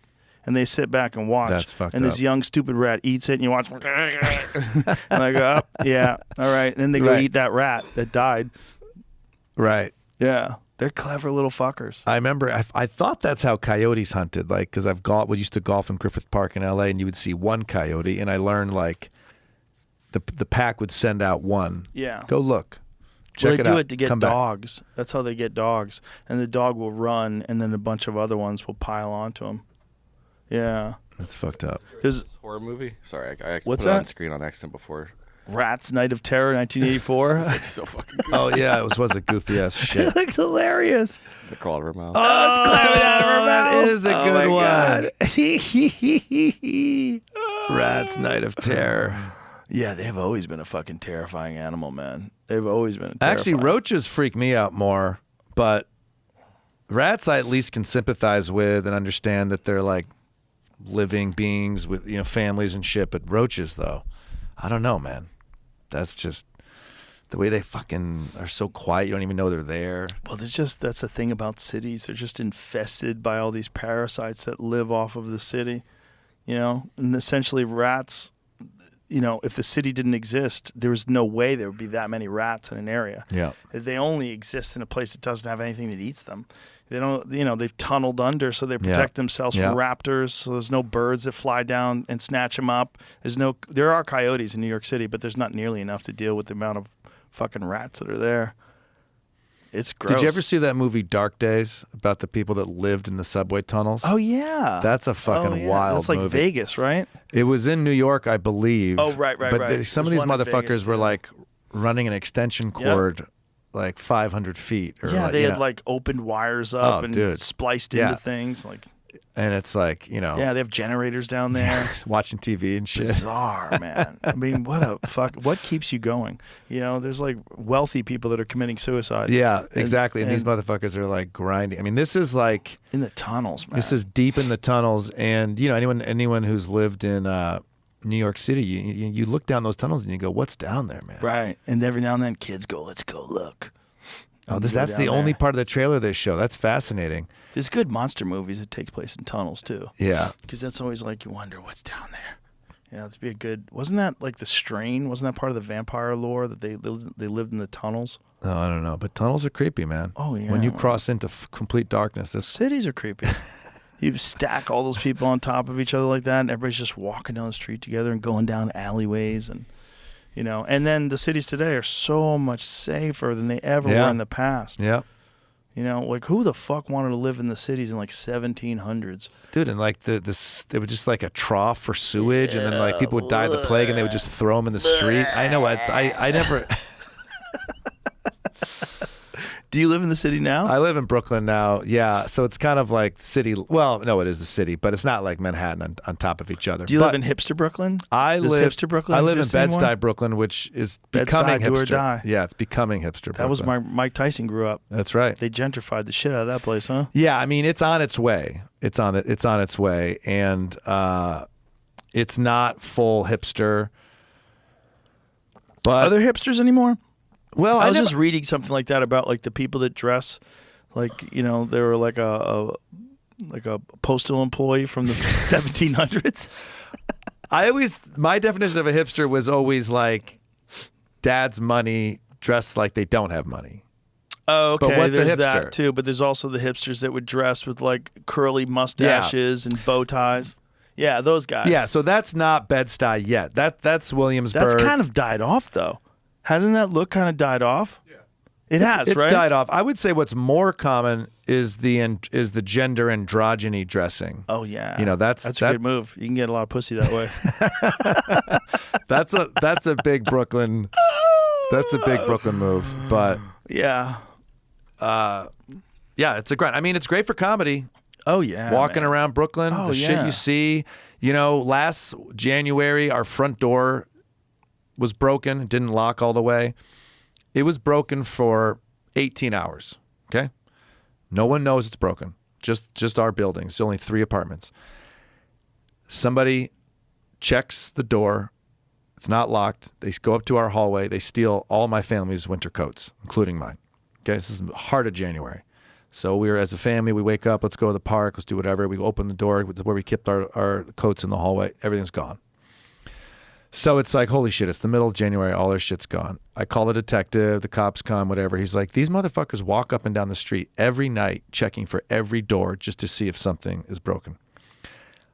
Year and a half later, I've been looking for this one coat that I love, this Scotch and Soda multi color pattern coat. I love it. I'm just looking online for my coat, right? Someone's got to sell my coat. So I find it on Poshmark. The coat. I don't know if it's my coat, but it's the exact same coat, which you can't find at Scotch and Soda anymore. I buy it. It comes from my neighborhood, from a woman. She sends it to me. I put it on. My wife is like, that is your coat. 100% that's your coat. So I fucking bought my coat back from the person that stole it, most likely. But Do you know who the lady is? I don't. I did a Google search and nothing really came up, and I was just like, how hard do I want to fight this? At least you got your coat back. I got my coat back. And That's it looks just like good. the price you pay for living in Brooklyn. Yeah, and like it's winter, and I feel part of me is like, holy shit, someone had to steal our coats. Right. That sucks. Right. I've never even like. Right. I've never even thought about not Having having a to coat. steal coats. I have a Yeah. coat. I have Right. multiple coats. So there's a part of me that was just like, come ask, I'll give you a fucking coat. But And the part of you was like, oh, they're Fuck you. selling them online. yeah, fuck you, that's my coat. They're making a profit. It's Yeah. like that's the difference between like the heartfelt, compassionate view, like, oh, these poor people, they have to steal coats. Then you're like, oh, actually they're selling it so they can Right. get fucking heroin money. Yeah. Well, if that's the case, that sucks. Yeah. That does suck. That does suck. That does suck. Yeah, it's a weird thing about living in large communities of people like that. There's just too many variables. Yeah. A lot of variables that are not good. And like one person affects so many. Sure. The one guy on my street that doesn't do a good job with the trash, it gets knocked over, the wind blows it, the rest of the street picks it up. Mm-hmm. That's the shit that as you get older, the city starts to fuck you up. Yeah. I don't want to pick his trash up anymore. Yeah. This is my time is all I have. I'll pick up my family's trash and my trash. I don't want to pick up that guy's The trash. one guy who doesn't clean his dog poo. Right. Yeah. Right. That And you shit know sucks. it, the little tiny poos. You're like, motherfucker, I know that's your dog. I see that little dog. You sneaky bitch. Pick up the dog Pick poo. it up, bro. People don't like carrying around those bags of turds. No, I mean, it's disgusting. It's pretty gross, It's but gross. it's also like, come on. Yeah. You can't just leave shit. No. You know what's a weird thing to me is the smokers. Because smokers have no problem littering. That's the weirdest Somehow thing. that got through the litter loophole. Right. With people that are pretty conscientious, like they would never throw a soda can on the ground. Yeah. But they'll throw that like cigarette that. on the ground, step on it. And Yeah. you're like, what are you doing? Oh, someone's going to clean that. Like, what? I hope those are biodegradable, the filters. No. Right? No. Okay. Yeah, I doubt it. Yeah, I'm giving them too I much mean, credit. maybe in like 100,000 years. How long does it take for a cigarette filter to biodegrade? Ooh, that's Let's take a good. guess. Let's take I was thinking not the best reason for it, but if you just throw it in the trash, you could start a fire if you didn't put it out right. So that could be. No, you step on it, I know, man, but and people then you don't throw it in step the on it right trash. all the time. I'm just telling you. If you just people are dumb, so this is a dumb thing we're talking Nah, about. they're doing it where there's no trash anywhere near them. They're throwing it down in alleyways. They used to do it in a lot of the comedy store all the time. Comics would do it. I'm Right, like, come on, right. man. Come on, dudes. Don't do that. I bet you it's 200 years for a filter to Yeah, I biodegrade. would say at If it's least. like styrofoam or some shit, it's like Yeah, it's some fucking 1,000. fiberglass or some Yeah. shit. By the way, is that even better for you? 18 months to 10 years. 18 months to 10 years. That's pretty vague. Yeah. Depends which one they're using. That's AI. You know what I mean? Oh, it depends on which one. I'm sure they don't all use the Like same American Spirits probably have like Right. hemp or something like Yeah, that. those fucking. Yeah, hippie one. smokes. Well, hold on. Now, it's cellulose. Huh. Wait, what?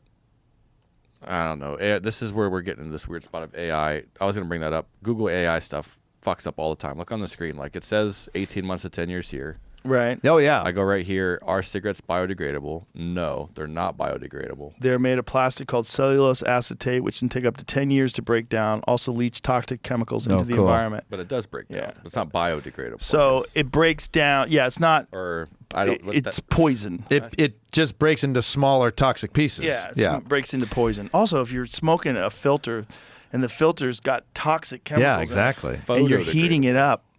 Photodegradable. That seems like a nice fun term they found.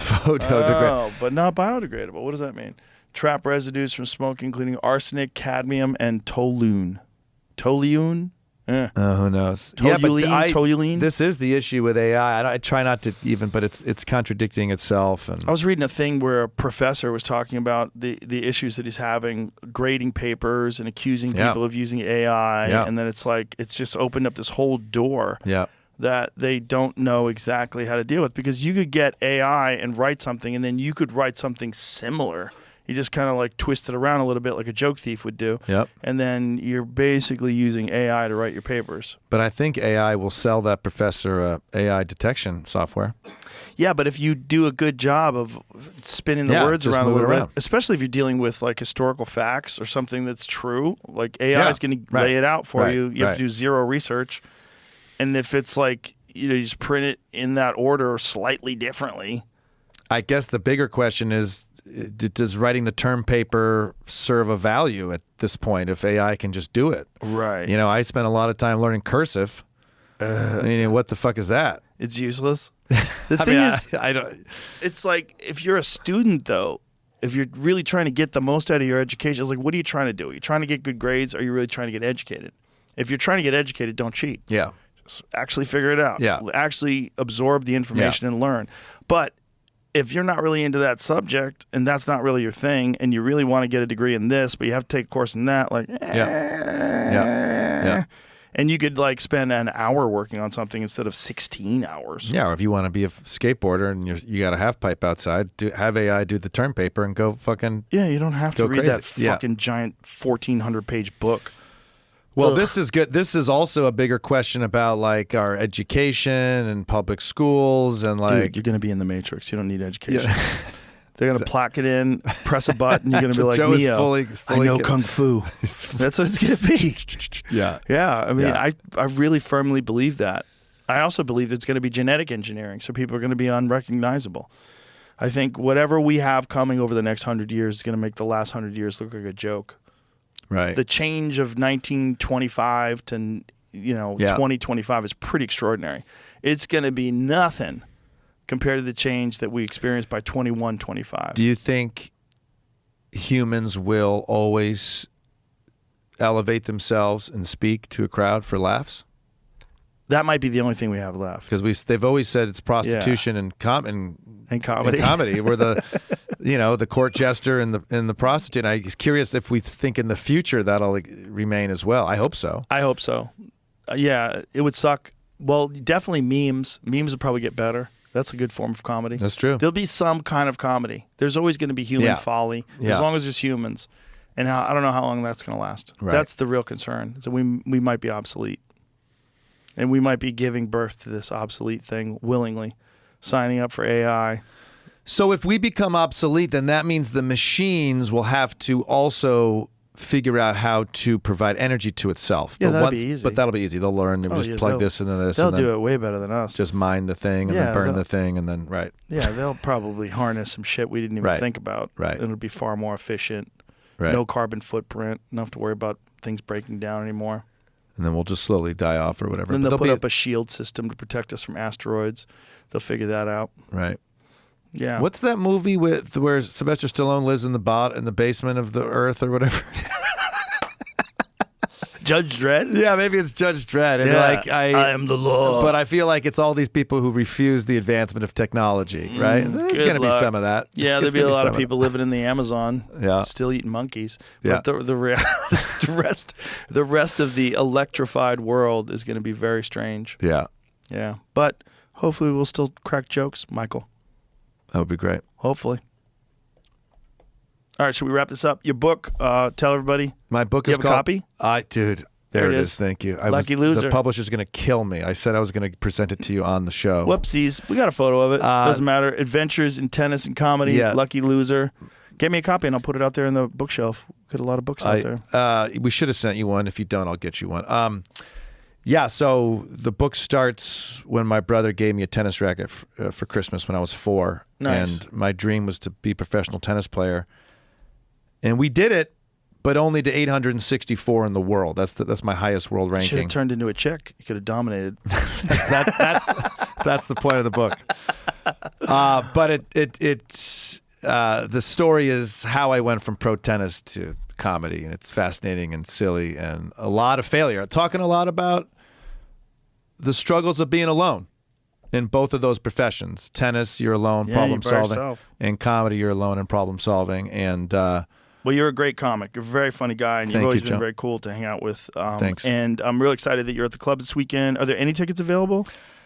I got an email yesterday from my management that all shows are sold out. So if anybody wants to go, the best case thing is you go and wait at the front, and sometimes people don't show up, which does happen, especially with South by Southwest. It's crazy Right. parking, and but I'm psyched. I'm psyched to see you at the club. I'm coming this weekend. I'll come hang out. Dude, and, thank you. That would be awesome. my and pleasure. Thanks for having me, and congrats on the club and all that's happening. I appreciate it. thank you, man. and congrats on everything. Thank you. Congrats on the Daily Show. That's Thank you. awesome. All right, bye everybody.